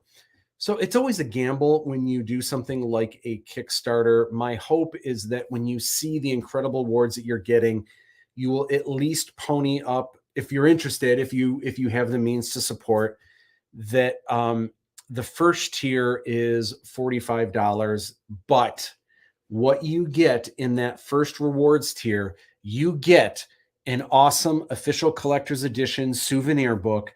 You get a t-shirt, which you get to select the size later. You get to choose of 5 different designs. You get an awesome enamel pin of Fiji designed by Deanna Sheehan. And you get, what is the other item? There's another item. I'm forgetting it now. Oh, I'll remember when it's there. It's not Fiji, unfortunately, although there are add-ons that you can do for the Fiji designer toy. But then there's also 4 additional items It's wild. It's really, really cool what you're getting for the first swag box. And that ships this spring, later in the spring, and then all throughout the year, summer, fall, and winter. There are 4 more swag boxes should you guys choose to get those. All right, so this is how the Kickstarter works. Kickstarter works on your phone, but I find sometimes if you're on a computer screen, you can kind of see everything laid out a little bit easier, and like the images aren't as small, so it's a little bit easier to check out if you're doing it that way. Okay, so the way this is kind of laid out, I can maybe open this a little bit bigger, maybe, right? The way this is laid out, you have, make just a hair smaller here. It's glitchy. There we go. The way this is laid out, you've got your main text kind of over here on the left. And then you've got on the right here, this is where the rewards are. And we'll go, and then this is, you can kind of select them here. But these just kind of say what they are. There's actual images of what they are. That's a little bit easier to kind of look through. So we'll go through that. So this talks about me. Most of you watching this right now probably know who I am. What is Aladdin? You guys know what it is. It's 3 films loosely based on the Aladdin tale, and it takes place in the future, 1500 years in the future, in the year 3477. Of course, it's set throughout Asia, but it looks like Star Wars, feels like Indiana Jones, and the story is vast in scope, like Lord of the Rings. It's a new Aladdin for a new generation. Asian landscapes. If you haven't seen the video, a lot of people are super impressed with the video. It's your first look at footage, but it also shows a lot of behind the scenes, what it took to create this. I mean, this has kind of been in the works since I've been in college, but definitely the last 13 years, it has been go, go, go to make this happen and to make this come true. So there is Aladdin's BFF Fiji. This here is me. Lindsay took this photo, and this is me filming in Cambodia, getting some background plates. Here is some of the concept art. Here is some of cast and crew working on the film. These are just random images from some of the sets you'll see in the first film. Super cool. So we go through, this is a compositing shot. I just wanted to show an example of half of this shot was filmed in Shanghai, and half of this shot was filmed in Clinton Township, Michigan. Cell Dweller, it's featured music by Cell Dweller, who is amazing. As you've seen in the video, he does all kinds of music that ends up in movies, TV, trailers, all kinds of amazing things. So this has some basics. Why Kickstarter? There's Lochan Shyamalan. When is all of this coming out? This year. And this is just kind of a neat little chart showing that this is a motion picture trilogy. And this first film is the first piece of the puzzle. It is called The Djinn of Wisdom. This is reward fulfillment. So there's going to be 4 times this year that we are mailing things out. So regardless of what rewards tier you do or don't have, this is when they are going out. So if you're just getting 1 reward tier, that'll be coming out this spring. But if you're getting the next higher one, you'll be getting something in spring and summer. If you're getting the 3rd swag box, you're going to get something. You're going to get a box of a bunch of stuff in the spring, another one in the summer, another one in the fall, and then obviously in the winter. You'll be getting stuff all year around. How can you be involved? Well, obviously you can contribute to the Kickstarter where you get awesome rewards. But if you don't have the means to contribute, you still can contribute by telling people. And that is the best thing that you can do to help us out. Speaking of which, when you're telling people and when you're sharing, I love it. And thank you so much. All of it helps. But the thing that helps the most, because when you share something online, some people see it and some people might see it that you didn't think would be interested, that they might be all over it. Like, oh my gosh, I didn't know. I'm glad I saw this. But in general, they say that any post that you make on social media, only 5% of people actually see that in your friends, in all of your friends that you're connected with on whatever platform it is. only 5% actually see it. So that's a little disheartening for one. And for two, if you share it thinking, oh, I might have a bunch of friends that would love to see this, and you think they're all going to see it, I mean, 95% of them are not going to see it. So the best thing that you can do is share this individually, share it directly with your friends who you think would be interested. So you could share the Kickstarter link. You could share it via text. You could share it via email. You could share it via DM of any platform that you're using. So when you have that direct sharing and you're telling people, hey, I think you'll think this is really cool, definitely check it out. People are more like, because if you just share it, people are scrolling through, what is this, Aladdin? Why are they sharing this? I don't know. And then they keep scrolling, right? But if you can share it with someone directly, hey, this is really cool, check it out, I know you're going to dig this. And they may not support it, which is totally fine, but they may tell people too. They may tell people that tell people, and hopefully this just spider webs and grows and grows and grows. And again, the end all of this for me is not about making money. You probably saw the pie chart, which we'll be looking at soon.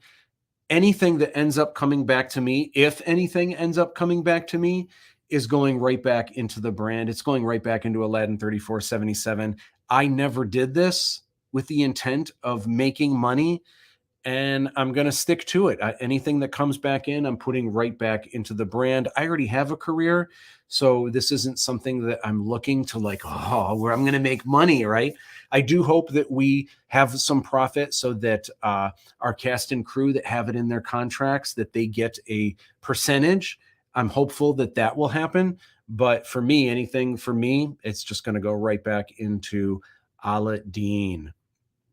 All right, so please share. What will funding allow us to do? This right here is kind of a breakdown with Fiji. There's Umi right there. This is a breakdown where Kickstarter takes 10%. Shipping is expensive, so a lot goes into that. Production expenses for putting this campaign together, plus marketing and advertising, is something that costs money. Your rewards are the biggest thing that, and by the way, this is not a totally complete accurate chart, but this is a rough indication of where the funds are going. And then if there is anything left over for the gross profits, gross net profits, that goes to cast and crew, which is awesome. Rewards. So that's what we're going to chat about here. There's 8 different tiers, and we're going to talk about them in general. All right, so you guys wanted to know what one of James' characters is. This is 3 bounty hunters you are going to see in the first Aladdin 3477 film, and this right here with the cool 4 little eyes, or the 4 little lights on his helmet, that's James. Do you know the name of this character, James? Do you know the name of your character? I don't think I heard it. It's on the back of the trading card. Now I forgot. It is. Oh my gosh! Well, if you forgot, then I don't feel horrible. Yeah, I know. Cam's is Shropka. Yeah, I remember that because it shows up. Oh, Nikodada is the name of the character. All right. So we're going to take a look at the first tier here. So this right here for $45, it's the first swag box. This is called the Taj Mahal's Treasure. Oh, the Aladdin minifig. That's the one I forgot to say. So this ships this spring. There are 8 things that you get if you get this reward tier.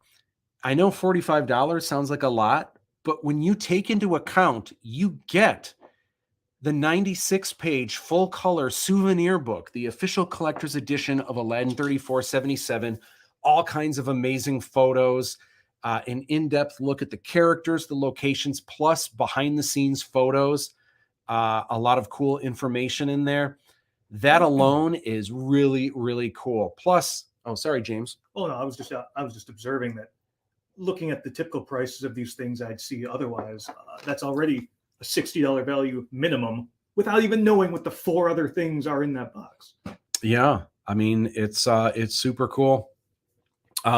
Next is the Aladdin minifig. So similar to the Princess Kamala that we shared today, next week I am going to be revealing the Aladdin minifig and sharing that with you guys. Can't wait to show you that. But right now it's got a question mark on it. After we reveal it on the Livestream Lounge next week, that question mark is going to turn into the actual Aladdin block figure. Next up is the Fiji enamel pin, which I haven't seen like what the actual pins look like, but I have the charts showing the colors. This Fiji enamel pin designed by Deanna Sheehan. The eyes are orange glitter, and then it's got a screen printing of like the eyes that light up. Ooh. They look amazing. And there's actually two, I don't know if there's going to be two different versions, but there's kind of two different versions, and I don't know which one I like better. So I'm going to need to do a poll. I'm going to need to know what you guys think. And maybe you guys are like, I want both versions. And if you do, if there's enough demand for both versions, then we may have to do two versions of Fiji. By the way, if you guys have ideas like that you think would be really cool, please throw some comments. Let me know what those ideas are. You should see my pin boards. Yeah, I know James is a super enamel pin enthusiast. And then there's a t-shirt you get to pick from 5 different designs. First of all, here is a sample spread from the official collector's edition book, which is super cool. You can see all the little details of Fiji. He's a servoid robot. And then you get to pick one of these 5 t-shirts, any size. James wants the J-Pop Fiji for sure, I'm thinking. Or no, you like the logo best, right? Which one do you like best of these 5? Definitely the bottom 3. I mean, Eric will want to wear himself, obviously. Christy may wear herself as well. That'd be really cool. Definitely J-Pop Fiji, though. I like them all. I'm going to wear them all. I'm just going to rotate just 5 days a week. I'll be wearing all of them. I too would do that. Super cool. So what I want to do, and then there's 4 more items that aren't even listed here. There's 4 more things you're getting. Now, they might not be as big and as crazy as the items you're seeing here, but they will be cool. And I can't wait to share them with you. Some of those hidden items, the secret items that aren't listed, I may be sharing. In fact, I will most definitely be sharing some of those items as we move along. I want to jump to some comments really quick just to see if you guys have any questions thus far and what you guys think about the Kickstarter campaign. All right, so let's see here. No, where are we at? Hi, James. All right. Will all 3 movies come out at the same time? Great question. The answer is no. The first film is all but complete. It's almost done. The second film, there is a rough edit, but the visual effects aren't done. The sound isn't done. And then the third film, same thing. There's an even rougher edit and the visual effects aren't done. The sound isn't done or anything like that. But it definitely won't take as long. It won't take 13 years for either of those to come out. They're already filmed. Everything's in the can. There are rough edits at least, but there's just buttoning them up, making them look really cool. All the ADR's done. All the ADR is, well, the ADR is recorded, but the painstaking, like going in and actually matching the new ADR voices to the actual footage, that takes a little bit of time and a little bit of finagling, but it's recorded. So, you know, we're kind of in the clear with that. The suspense is killing me, says Breggy B on the mic. Thank you for joining us. Minifig.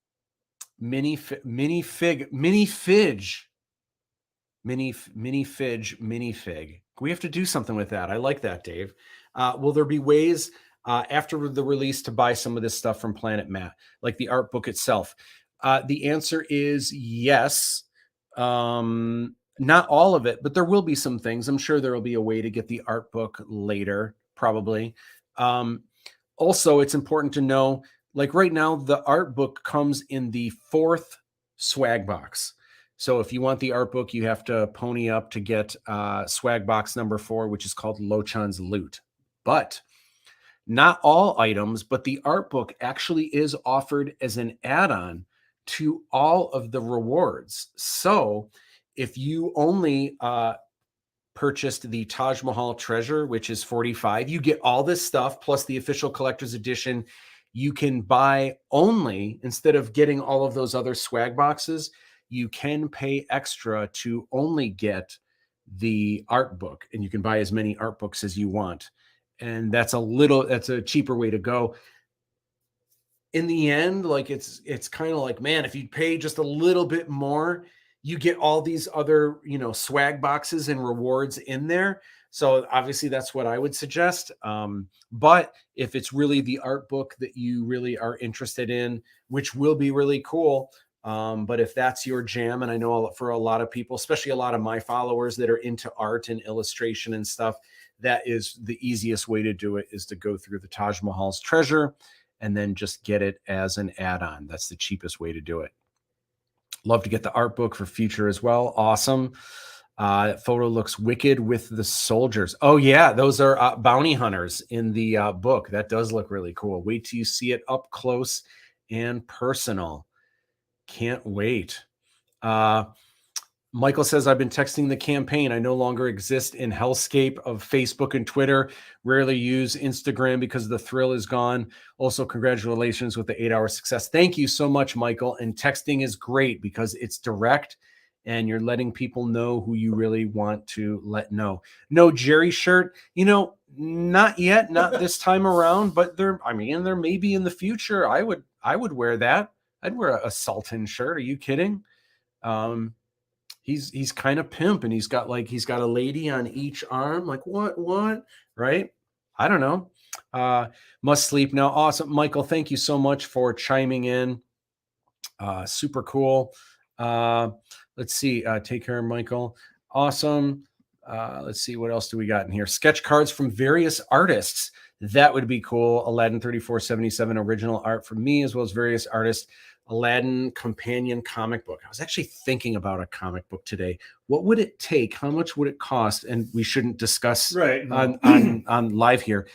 But James, do you think it would even be possible? Should I even ask Jim Toe? Like, could I afford Jim Toe? Oh, Go for Toe. If Go for Toe would illustrate this for me, Jim Toe. If you may be familiar with Jim Toe, first of all, from Marvel Comics, but also Jim Toe. Well, he was in some of my sketchbook challenges, my Matt's classes, but Jim Toe is an illustrator for all kinds of comic book companies, primarily Marvel Comics, and he's illustrated the Avengers, Deadpool, Spider-Man, all kinds of stuff that I'm forgetting. Yeah. I would love to hire Jim Toe to illustrate like a one-off comic book, or like a 48-page prequel graphic novel or something like that. Would be really cool. Sketch cards would be amazing. I would love to see a trading card set that has sketch cards. And I know a couple companies that might be interested. And I would want to do it right and do it big and do it amazing. And that would be really cool. That could be really wild. John would rock that. Would rock what? Oh, John would rock a Sultan shirt. Yeah, and Camilla would also wear a Sultan Jerry shirt. Proud of me. Thank you so much. Thank you. All right, let's take a look. We've looked at the first swag box. Let's take a look at the next swag box. So this is a look at the souvenir book. These are the shirts you get to choose from. Next up is Jin's Wise Choice. So Jin's Wise Choice comes with the movie poster. Speaking of the movie poster, guess what? This week, Tuesday, is when IMDb will be revealing the very first movie poster. Now, some of you might be like, oh my gosh, like, wait a minute. Hasn't there already been movie posters? There has. It's teaser posters, but this is the first actual movie poster. It's full size, 24 by 36. I can't wait for you guys to see it. There's a bunch of movie posters on the way. I don't know if we're going to see another one during this campaign, but throughout the year, there will be another 2 or 3 or 4 There are 4, but I just don't know. You know, like one will probably be released if we have a theater run or if we do a tour. Another one will be with the Blu-ray might be different or on demand might be different. And then streaming, usually they want kind of a certain thing that's a little bit different. So they're already done. There are 4 posters. I'd love to have some other ones though. I'd love to hire some other artists or get some of my friends to do posters. But the first actual movie poster is dropping on Tuesday, and I can't wait for you guys to see it. All right, Princess Kamala block figure. You guys just saw that. There it is right there. That's actually, I think that's a computer rendering. I don't think that's an actual photo. The blue hologram is actually a little bit more blue. That one almost looks white or like a really, really light blue. But there you go. It's got the kind of the happy or mischievous expression and then like the angry expression. Fiji patch. Oh, did we get those back? That we will be getting them. Like those are sold out. So that Fiji patch is an item that we had for cast and crew, but I just love it. It is 5 inches tall, I believe. It's a really nice patch. And we're going to bring it back as one of the items for Jin's Wise Choice. Get those into production again as well. The Aladdin, I actually have one on right now, the Aladdin 3477 glow in the dark wristband.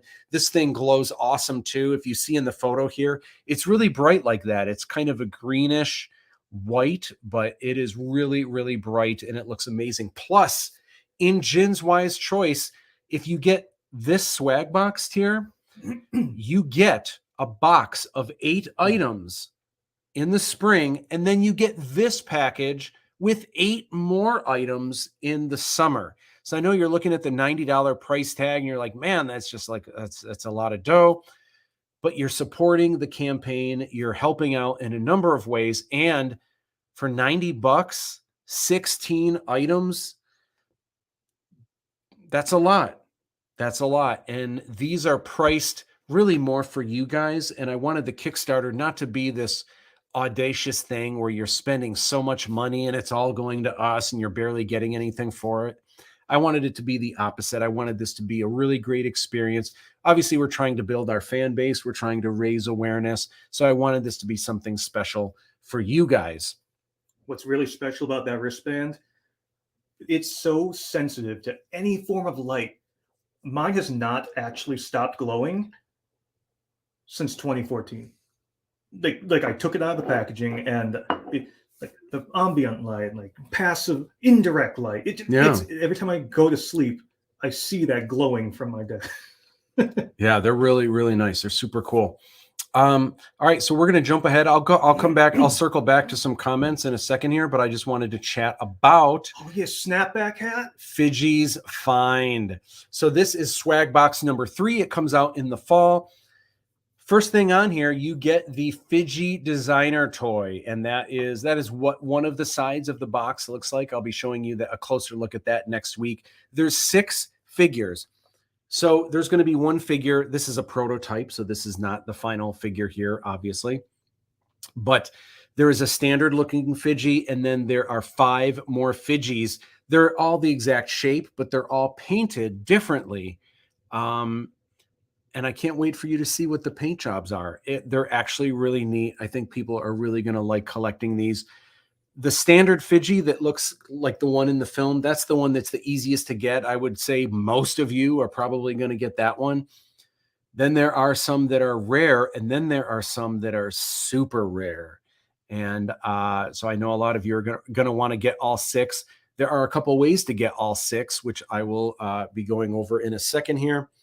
There is the Aladdin 3477 snapback hat. So during production, we had Aladdin 3477 hats, but they're the dad hats. And I'll be honest, I like dad hats better for myself. I just like the way they fit on my head. But I have a Korean-sized head, man.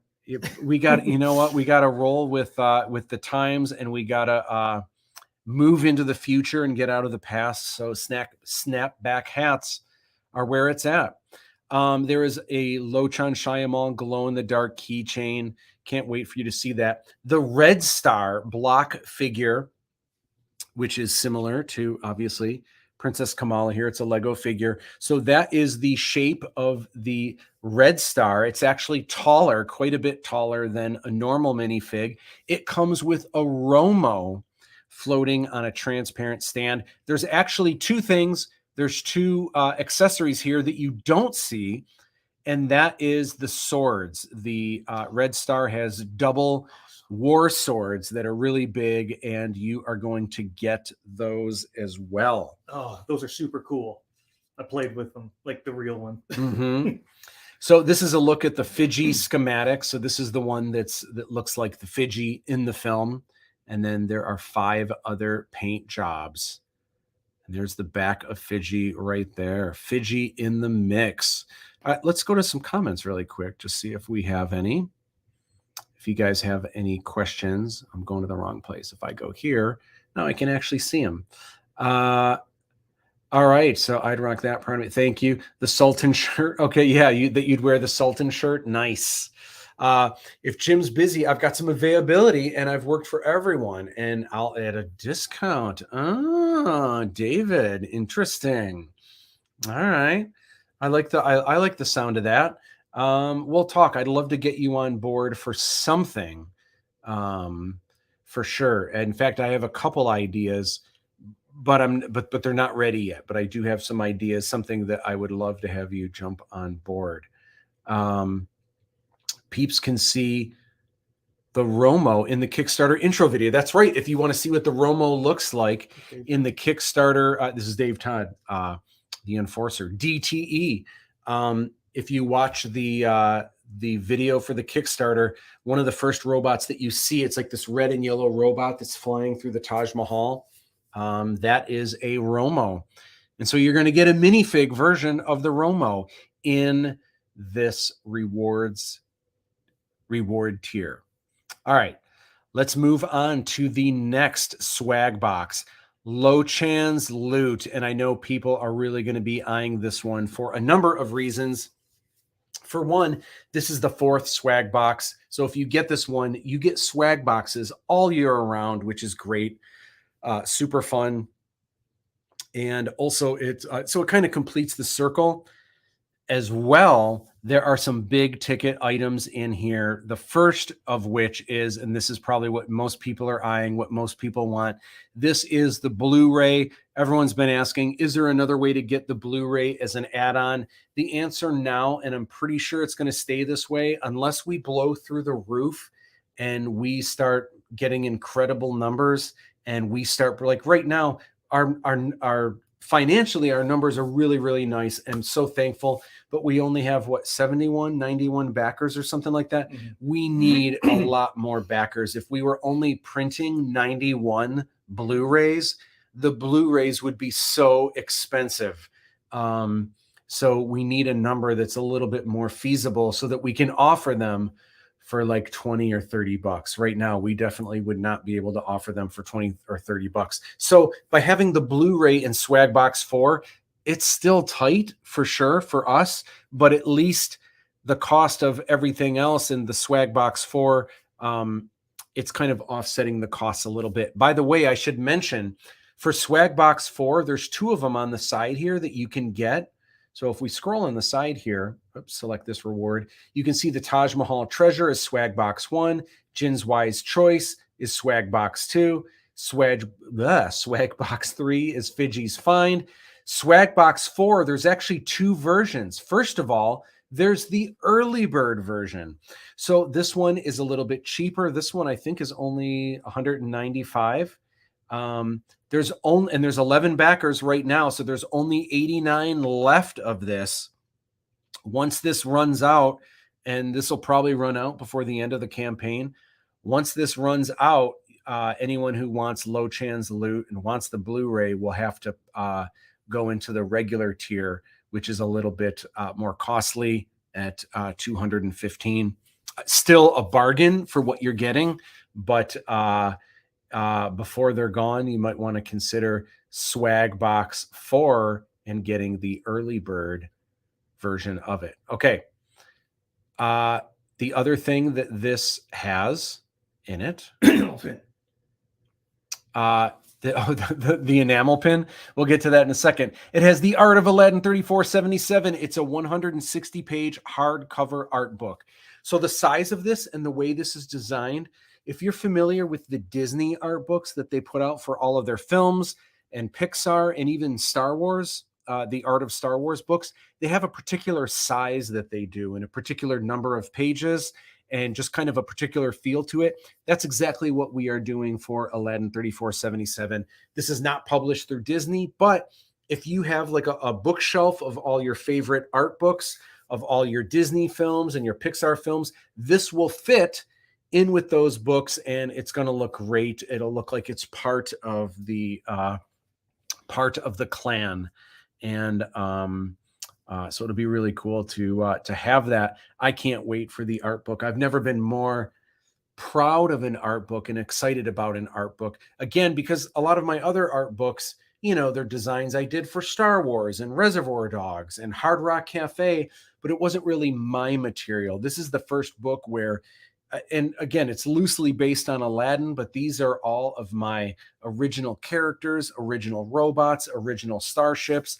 A lot of the story in the first film, it's loosely based on Aladdin, although there's a lot of new characters. There's a lot of twists and turns you won't see coming. And especially by the time you get to the second film, I mean, probably shouldn't, there's no sense in even calling it Aladdin at that point because everything you know about Aladdin is going to be turned upside down. It's really, really cool. I can't wait for you guys to see it, but that's down, that's down the road. That's in the future. I will just call it James and his bitches. So this also has the Lochan Shaimal Deluxe Enamel Pin. So this is a collab that I did with Deanna Sheehan. And it's got these really cool textured metals and gold, and then the 3 lights that he has on his head right here. There's this big one right here. There's his eye right here, and there's this little teeny blue one. Those are all going to be glow in the dark. OMG. Yeah, it's going to be a really nice collector's pin. And these enamel pins, by the way, they all have 2 pins on the back, and they have an embossed printing of either the Aladdin 3477 logo or the Gin of Wisdom's pendant symbol, which is the sick symbol on the back. Super cool. FIDGI 20-piece block figure. It's the FIDGI Minifig, which you will get in Lochan's loot. It's 20 pieces. You get to put this together. It comes in a sealed baggie. There are 20, it's actually 22 pieces. There's 2 extra pieces you get, and I'll talk about what these other 2 pieces are when we unveil the figure. But the FIDGI itself is 20 pieces that you get to put together. It's really cool. It's something else. I can't wait for you guys to see it. All right, here's a look at Harshad and Pradeep heading to the Rashmi access port. Next up is the Sky Sail Sky Club. All right. So let's say you want more rewards, and let's say you want something a little bit extra, something a little bit more special. So if you go a little bit higher and you get the deluxe rewards in the Sky Sail Sky Club, these are 8 more items. And actually one of the items is, the first one here is 8 8x10 glossy photos. So what would that be? What's 7 and 8? 15. So it's actually like 15 more items. But this is not another swag box. These items are going to be distributed into the existing 4 swag boxes. So there's only 4 deliveries that you're getting. But if you graduate to the Sky Sail Sky Club, you're getting even more rewards in each one of your swag boxes that you're getting. One of them is 8 8x10 glossy photos. Each one is one of the main there's a lot of cast in this film, but this is one of the main cast members, and it's going to be signed by the actor or actress, or FIDGI. Steve Pankatai is going to be signing FIDGI because I kind of started puppeteering FIDGI, but then Steve, who we call Oz took over.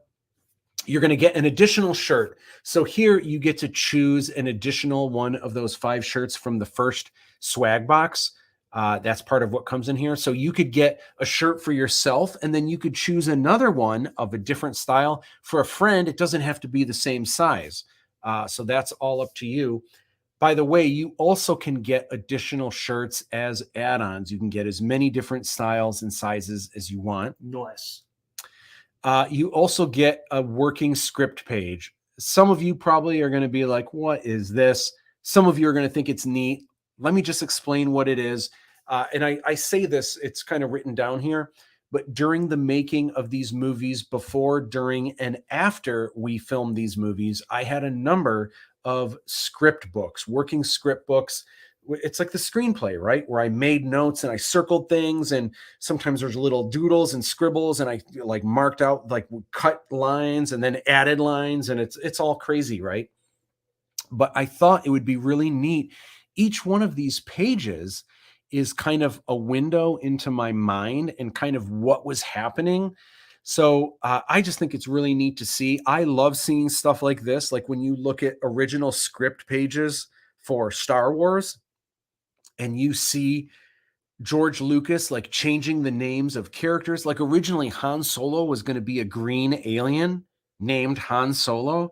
Luke Skywalker originally for a long time was Luke Starkiller, right? So there's all these change, and it's no different from me. A lot of characters had different names at first that were kind of changed throughout, and there's little things here and there where the story kind of gets steered into something better and what becomes the final version. So you'll get an actual page. I'll sign the page as it's one of my actual pages. There's a Red Star 3D magnet of his helmet. That's really going to be cool. It's a magnet. Here's a closer look at the 8 signed 8x10s by the actors and actresses. This is Princess Kamala. She is definitely selecting the Sky Sail Sky Club rewards tier, which is great. All right. Then if you want more, you can graduate to Aladdin's Inner Circle. And I think a number of people have been getting this. It's limited. There's only 100 of these, and 9 backers have snatched it so far. This is another one. Pretty confident before the end of this campaign, these will be all gone as well. In this reward tier, you get all 6 FIDGIs. Here's the deal with these FIDGIs. These FIDGIs are going to come in what's called a blind box. It's a really cool box. It's designed by myself. It's really neat to look at the box all around and see the artwork and stuff. Inside is your FIDGI that is bagged in foil. Once you open that up, that's when you realize which FIDGI you got. You can't tell. There's no like, what's it called? There's no indicator. There's no tag. Not an indicator. Well, an indicator, but also a lot of times boxes of toys have a clear plastic, like a bubble. I forget what it's called, but it's where you can see the figure and you see exactly the figure that you're getting on the inside. So these on purpose are blind box because that's half the fun, is opening it and oh my gosh, I got one of these figures. So it's always a surprise, which is fun. However, if you're trying to collect all 6, that's going to be difficult. And in the add-ons, you can get as many FIDGI designer toys as you want. And by the way, that's available to all of the reward tier. So even if you just get the first swag box, you can. Now you'll have to pay a little bit extra shipping because these won't be coming out until September. So that means I have to ship something else to you. You're going to get the first swag box in April-ish, hopefully. But then September is when the FIDGIs are coming out. So I have to send you, it's additional shipping for that. So you can get as many individual FIDGIs as you want, but keep in mind, you can't just get 6 and think you're going to get them all, because you might get 3 of the standard FIDGIs, and then you might get one of these, you might get one of these, you might get a super rare one, but it's like you don't know what you're getting until you actually open the box. But if you get Aladdin's Inner Circle, there's only 100 of these spots. You will get all 6 FIDGI designer toys. And I'm going to be revealing, obviously, the standard Fiji next week. And I'm going to be revealing the other figures, all of them but one. I'm going to be revealing each week and sharing with y'all. Can't wait. There is one other way that you can get all 6 Fijis. There is an add-on that you can pay for to get all 6. That also is limited. There's only 100 of those to get all 6, and you're guaranteed all 6. By the way, that's in addition to the single Fiji that you get in Lochan's loot. So if you do Aladdin's Inner Circle, not only do you get all 6 for sure in their packaging, you still get 1 extra from Lochan's loot that you could, you don't know what it's going to be, but you could give that extra one to a friend. And they'll be separated. So even if you don't know what's inside, you could give that to someone so they can open it up and be like, oh my gosh. Oh, would you look at that? Would you look at that? Next up, personal thank you video from cast and crew. So if you are one of Aladdin's Inner Circle, one of the elite peeps, there's only 100 spots for these, but cast and crew is going to be getting together. Hopefully soon we will start doing these. We're going to be getting together on weekends, having a great time.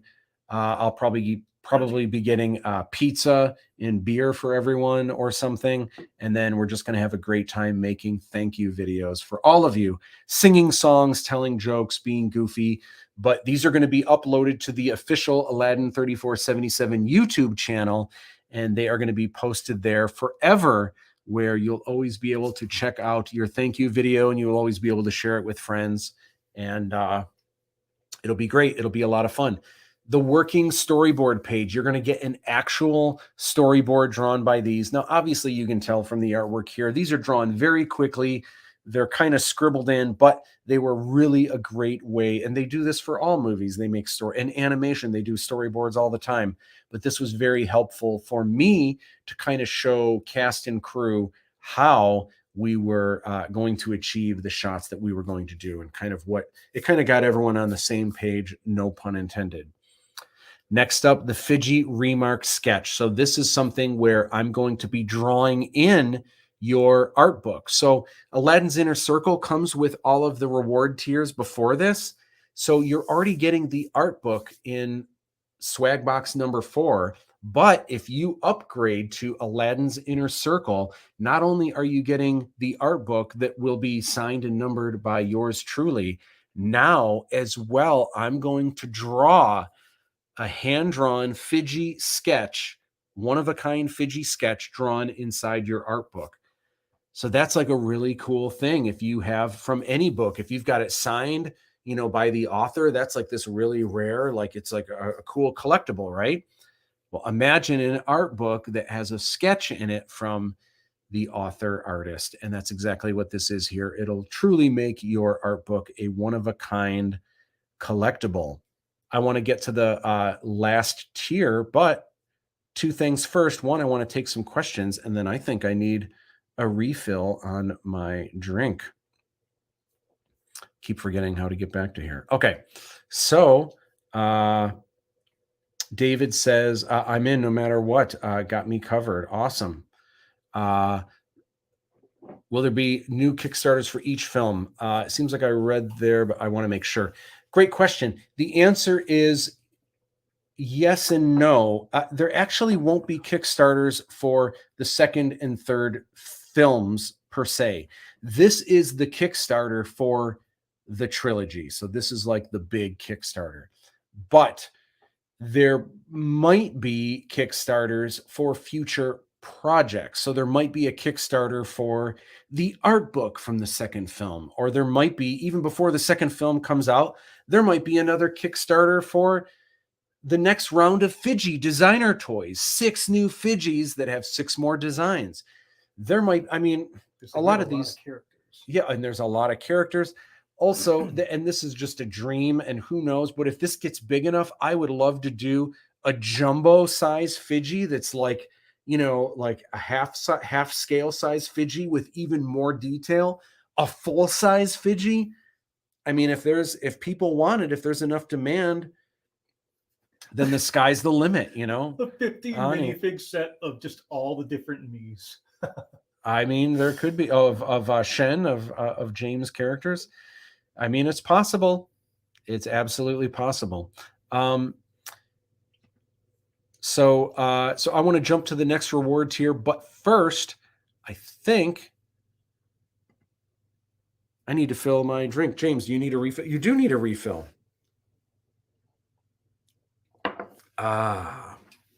So James, what are you thinking about the Kickstarter? What are your thoughts? Well, I really feel like I shouldn't. Hang on, recalibrating. As much as I would love to, like, back all of it, I can't just today drop $1,000 on that amazing Kickstarter and reap all the things that everyone's going to get. But the best thing you can do, and I say this every time I say this to everyone, there's a lot of people that, you know, they're not in a place where they can afford it, but just telling people is the greatest thing. Obviously, sharing like you guys have been doing is awesome. Even more than that, sharing directly, like really thinking about your friends or colleagues that you think might be interested. Every time you directly send it to those people, that is just a huge, huge help. And I can't tell you how many people I've used this black card for. This is a dot black card, and it's registered to Matt's Aladdin link tree. So all you do is tap someone's phone, and it brings up the whole tree with every single thing about Aladdin 3477. And it means I don't have to go carrying around 500 cards to show people. Yeah. James, what you had cookie dough in your first drink. What would you like now? I'm going glaze me with that donut. You want the glazed donut? You got it.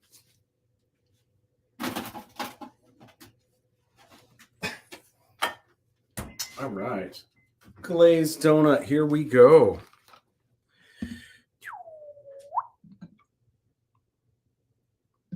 Whoa. All right. And then stirred, not shaken.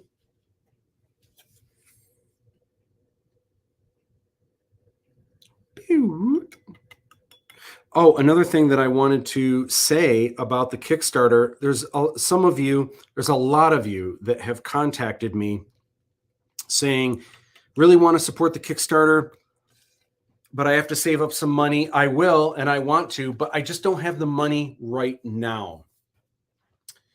Kickstarter doesn't actually charge your card until the Kickstarter is over. The Kickstarter is over on March 3rd, which is a Friday at 11:59 p.m. There's a reason why. So essentially midnight. So it's really not until March 4th that your card is going to be charged. And that's a Saturday. So they might not even charge your card until the following Monday. Don't quote me on that. But March 4th essentially is when your card is going to be charged. The reason I say it's a good idea to jump on things now is because you never know when we're going to get a huge spike, when things are going to take off.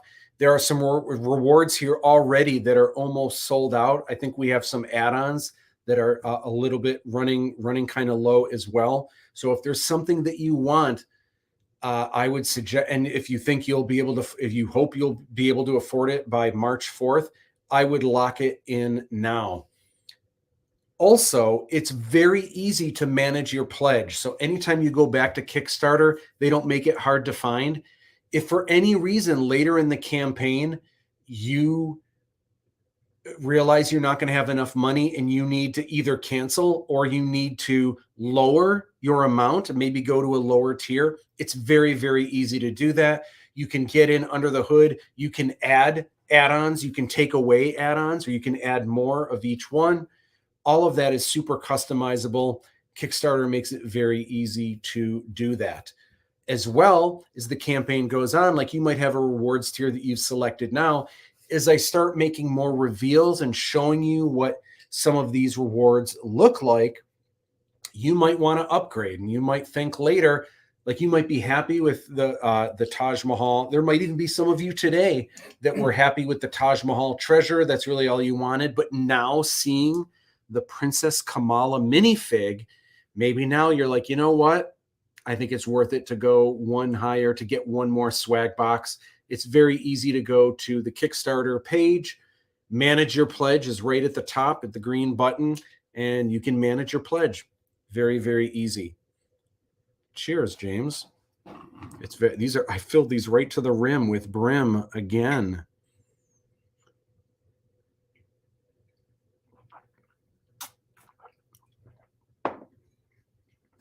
Melted ice cream once again. All right. It's like a Krispy Kreme. It is. So let's get through the rest of these. Let's see, how do I do this? Not remove. Oh, I know. I do this. There we go. All right. So we talked about Aladdin's Inner Circle, the big enchilada of all. Hi, Eric. Of all of these is the executive producer, and I might be able to open this a little bit bigger here. The executive producer. This is the ultimate red carpet experience. It's limited to 12. I think last I saw there are 10 of. In fact, I can look over here. I think you have 2 left. There are. Yep, there's 10 backers. There's only 2 of these left. If you want it, snag it now.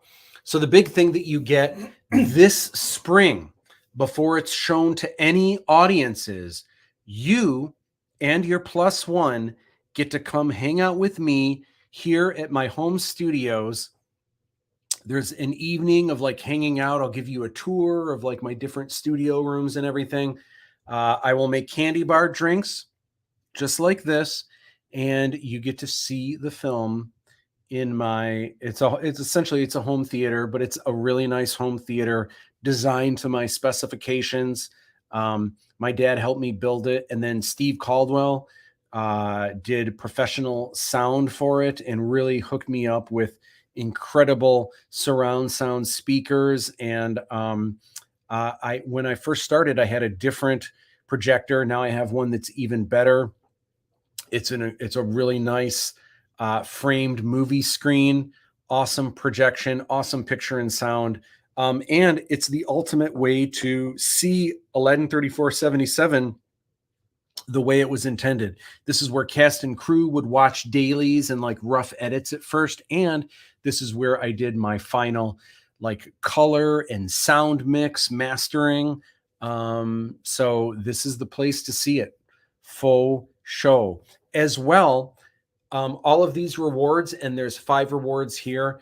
You get IMDb credit as an executive producer. By the way, when this is on IMDb, it's not going to be cheesed up. It's not going to be like Kickstarter executive producer, because that might not sound as professional. Lame. You'll be actual executive producer. You're going to get, there's going to be over a dozen or more original concept sketches, but they're really nice. They're not scribbles like storyboards. They're really nice marker sketches of characters or vehicles or props. You're going to get to choose one of those to take home with you. A piece of Aladdin 3477 history. You and your guest are each going to get to choose a shirt. Now, these are not the shirts that you saw up above. These are completely different shirts, previously only available to cast and crew. You'll be able to choose what shirt you want of 3 designs, and you'll be able to choose what size you want. So in theory, we like the cast and crew already have those shirts. Yes. Okay, I won't have to fight anyone for them. Okay. Most cast and crew have these. There's a 10-piece magnet set. You only see 8 of them here, but there are 10 magnets. Again, I only have a handful of these left, but all the executive producers will get these. I think there's an add-on for the rest where there's a limited number of these of this magnet set. All right. And then I mentioned a little bit earlier that there's another way to get, if you really want to see the film before everyone else, but you don't want to get the executive producer, or once the executive producers sell out, there is an add-on now that you can get. It's not the ultimate red carpet experience. It's just the red carpet experience. So you get whatever rewards tier you selected, before this. It could even be the first one. It could be that you just selected the Taj Mahal treasure. It is 500, and it's not the executive producer, so you don't get the IMDb credit. You don't get the concept art. You don't get the 2 extra rare shirts or the magnets. You do get, though, thanks to, I forget the gentleman's name who said that there should be special thanks. So you will be on IMDb. You will get special thanks, but you won't get executive producer. What a great idea. I'm so glad that that he chimed in and said that. It's a brilliant idea. So you will get on IMDb for that. And you get to see the film with me, you and your +1 before anyone else. It is 500, but it'll be an evening you will never forget. It'll be a lot of fun, and see the film the way it was intended before anyone. Sure beats sliding me a 50 and a taco in exchange for a hard and stuff of flash drive behind Matt's house. Right? So that is the executive producer. A couple more things I wanted to touch real quick. I know we're going a little bit into overtime here. There's Jerry.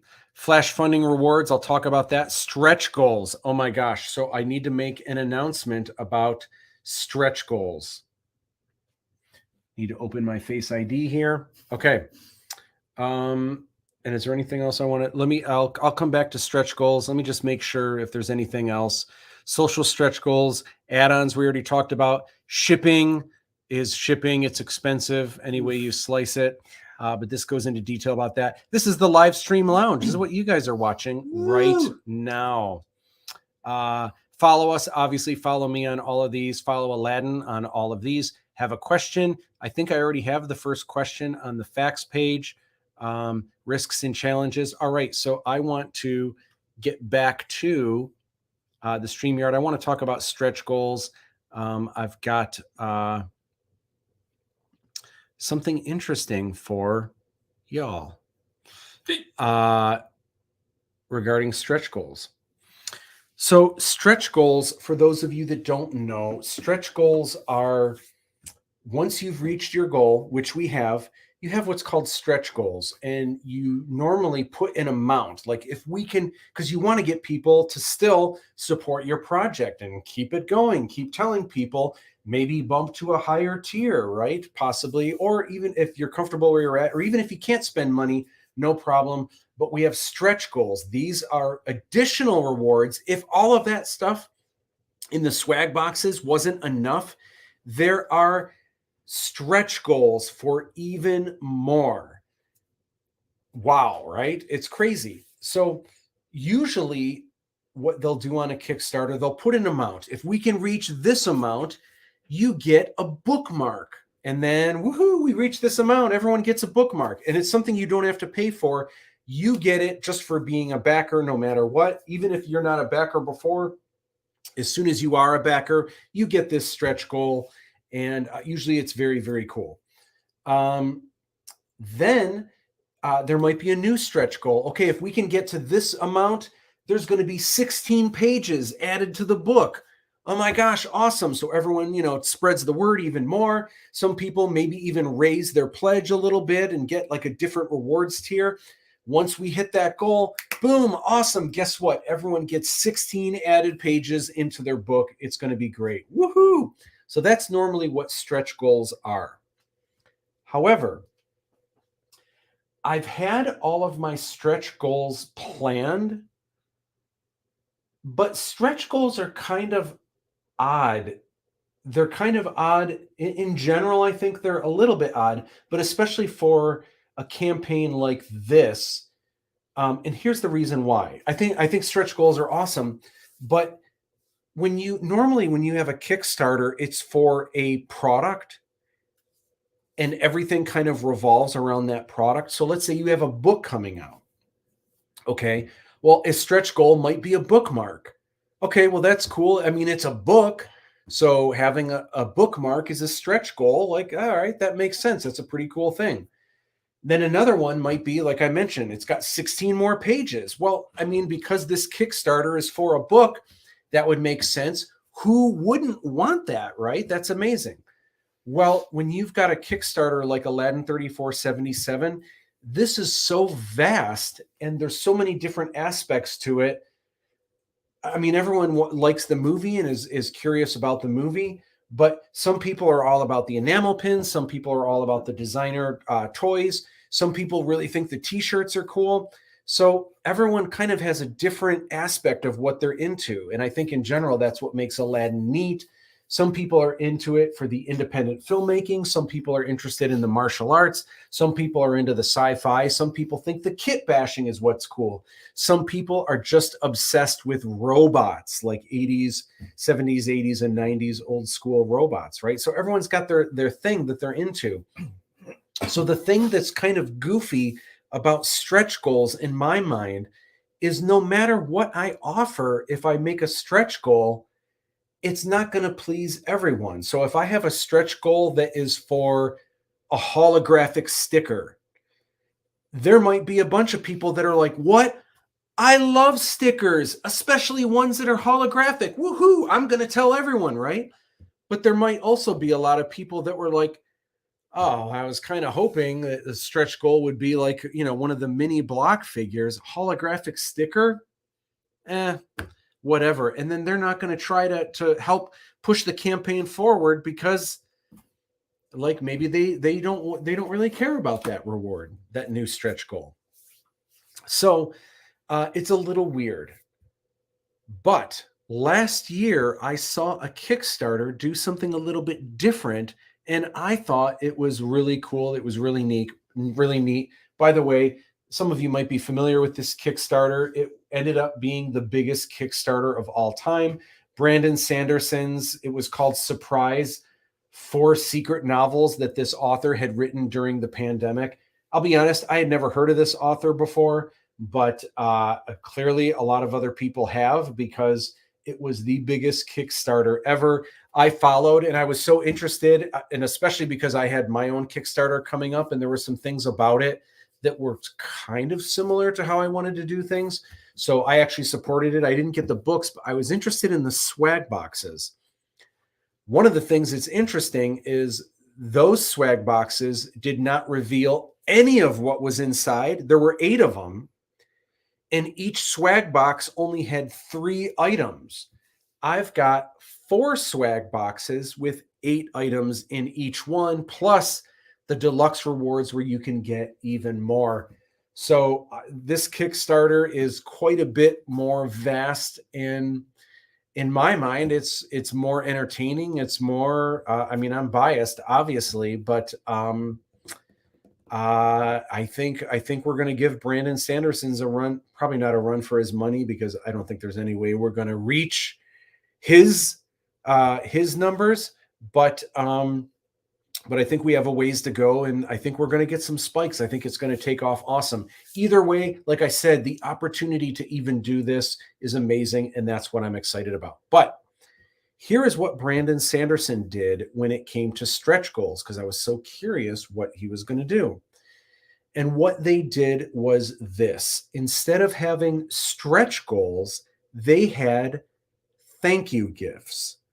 And what this was, instead of giving a number and saying, here's the number, and if we reach this number, we are going to get a new bookmark, or we're going to get a new little toy, or a new little this. The thing that's weird about that sometimes is when you do the math and you say, wait, we're trying to raise this amount and all we're getting is a bookmark. How much does it cost to make a bookmark? Now, obviously, we're trying to raise funds for the film so that we can put together screeners and do the authorizing on the Blu-ray, and that we can do film festivals, and there's all kinds of expenses that we're trying to help out with. If there even is a profit, which there may not be, and some of you might be like, well, didn't you hit your goal? We hit the goal, but some of these rewards cost quite a bit more than what the goal is. Anything, if we don't hit a profit, the rest of that is just going to come out of my pocket. Again, the opportunity to do this is just amazing, and it's all a success for me as far as I'm concerned. But stretch goals, it's a little bit weird when you put a number and then it's like, this is what you get if we hit this number, because then people start doing the math and it's like, That's really weird. Like that's a lot higher than your original goal, and that's all we're getting. And then you hit the goal, and then okay, now we got a new stretch goal. Here's the reward that you get if we hit this number here. Well, then that gets a little bit weird. Okay. But the thing that I like what they did, because theirs just blew up so big, they decided to do thank you gifts. And it just meant every week they were offering a new thing because their Kickstarter was going crazy amazing. They had a new thank you gift that they were giving either everyone, or if you were in a certain tier, everyone with this tier or higher gets this thing, because everything's got to be cost effective, right? So it can't always be for everyone. It's great when it is, but sometimes you just, money wise, it's just not feasible to always have these thank you gifts or stretch goals for everyone. So I'm going to do thank you gifts. So I'll be updating the Kickstarter kind of with how it works and everything this week. As well, I wanted to reveal what the first thank you gift is for Aladdin 3477. Also, this is going to be available to everyone as a thank you gift. Anyone who has supported the Kickstarter at the Taj Mahal Treasure, which is the first swag box or higher, you are going to get this thank you gift. It is going to come in the first swag box this spring. And I want to show you what it is. Not all thank you gifts are going to be this big. And also it's going to be difficult in coming weeks. We're kind of hitting a plateau. So if we're not rising and climbing very high, I don't know that I'll be able to give a thank you gift each week. It just really depends. If we hit some spikes, I'll be able to. It just depends on how we roll. But definitely this first week has been amazing. You guys are going to get a thank you gift. So I can't wait to share with you what that is. Are you ready for this? Let me close that. All right. Are you ready for the first thank you gift for the Aladdin 3477 rewards tier? Here it is right here. So you may have gotten a glimpse of this when you looked at the video. There was a split-second shot of this minifig. It is a deluxe minifig of the Hong Kong Trooper. And this trooper is so cool. It's a minifig, so granted, it's small, but the extra swag that it has, the extra accessories, I mean, you can see right away it comes with two guns, two blasters, which is great. The extra armor, because this is an armored police trooper that Aladdin has a run-in with all of these cats. It's got the extra shoulders, which sometimes, like an Iron Man little minifig will have like the extra shoulders and the extra, chest and stuff. This actually also has gauntlets, extra gauntlets that are there on the sides that have printed on the sides. It's got like kanji. It's just like the Hong Kong Trooper in the film. The legs also have extra armor that snap onto the sides of the legs. So it's like this really cool, again, it's the size of a minifig, but it's got all this extra clunky armor. It's really cool. It's really fun. I can't wait. Now, here's what that means. If you get, that means all of you supporting this at the swag box 1 or higher at $45 or higher plus shipping, you are going to get all of these rewards, plus you're going to get an Aladdin minifig. I'll be showing you that minifig in person next week, the actual minifig and all Aladdin's accessories. You'll be seeing that next week.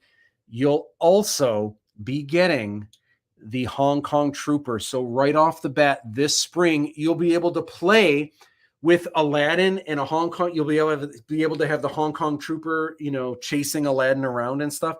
By the way, also another cool thing that this minifig does, the Hong Kong Trooper, and we don't even see this in the film. We never have the helmets off. This Hong Kong Trooper, the front of the mask, it's kind of like Iron Man, although this is not the Iron Man helmet.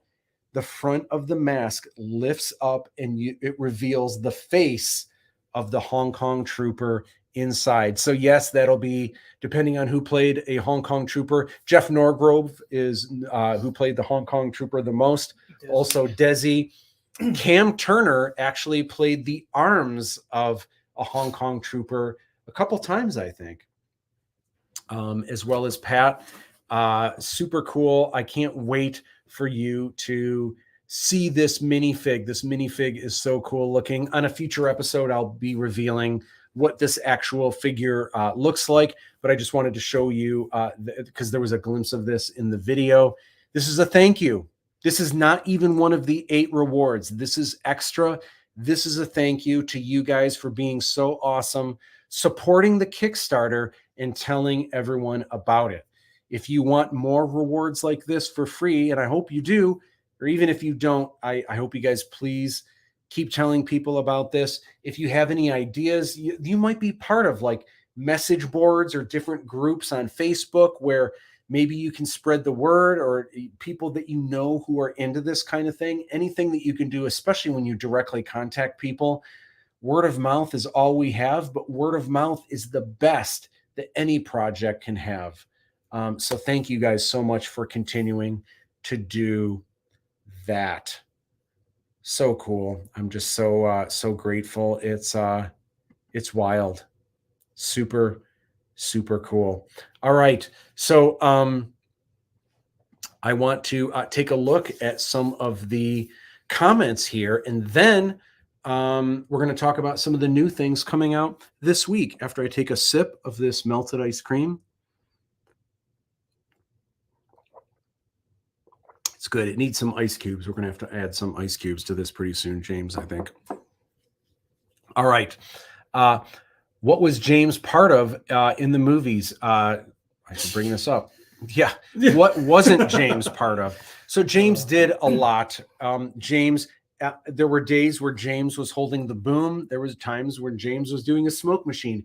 There were times where on days we weren't filming, James was digging holes for poles that were going to be put in to erect giant outdoor sets, digging koi ponds for fight scenes where people are actually fighting in koi ponds.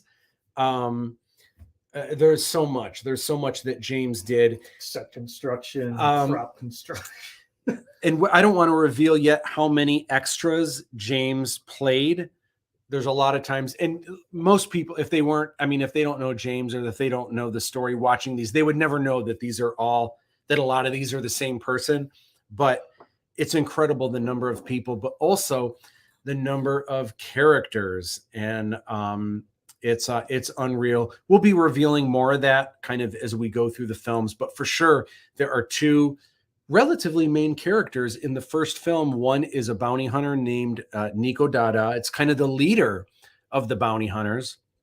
And then also in Kong Chiam, the noodle master, who is renowned for his amazing noodles and more from his little vendor shop. And this isn't something like where you walk by and like, oh, look at that, there was James in the noodle shop. Oh, it's actually something. There's a little bit more to it in the film. I don't want to spoil anything, but it's great. I can tell you this. I showed someone some rough scenes of the film a couple years back. Now, this is before we had visual effects. It was really, really rough.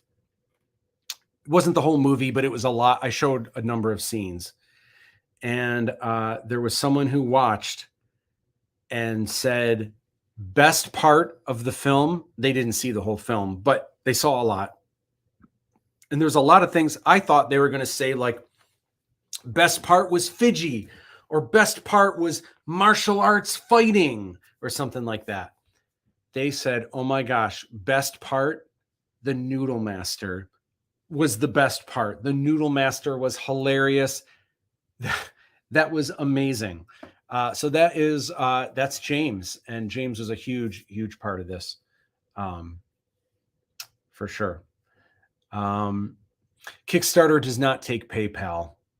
I was going to do 20 for no. Oh, thank you, Camilla. Yeah, it unfortunately it does not. So if you were rich and chose the executive producer, would I have to pay my ticket from Sweden? Yes, unfortunately. I should have mentioned that. So the executive producer does not include travel or expenses or lodging for Southeastern Michigan, unfortunately. So you would have to pay your way just in case you get rich between now and when the Kickstarter is over. Absolutely, Camilla. I think you need to clarify about airfare and travel expenses. Yes, on those red carpets, just to make it crystal clear. Yeah, so you would have to pay your own way to get here. Cool figure. Thank you. Yeah, the figure is really, really neat. I decided to get the ultimate experience package as Macomb, Michigan is only 4 hours away. Yeah, what? up top? Yeah, awesome. And I really want to support this movie. I look forward to meeting you, and I look forward to your movie. Justin, awesome. That is fantastic. That is so wonderful to hear. We are going to have a great evening. I hope you have a friend or a loved one. We're going to drink to that. Boom. I hope you have a friend or loved one who you think would really enjoy seeing this as well. We are going to have an amazing night hanging out, and you'll get to see the movie tour. I've got like the mini library upstairs and the product warehouse. You get to see my digital editing suite and a tour of my art studio and everything. And it's a fun evening, and you'll get to if you drink alcohol, or if you some people don't like drinks like this, but a candy bar drink, I should hold this a little higher, a candy bar drink like this, that it'll be a really cool, awesome evening. Thank you, Justin, so much. That means there's only one left, gang. Just saying. I'm hoping this gets wide distribution. Thank you, Chris, so much. Me too. We'll see what happens. These films are great. They're magical. I think the story behind it's cool, is great. And this is not to deflate the film itself and how good I think the film is, but almost the story behind how these films were made.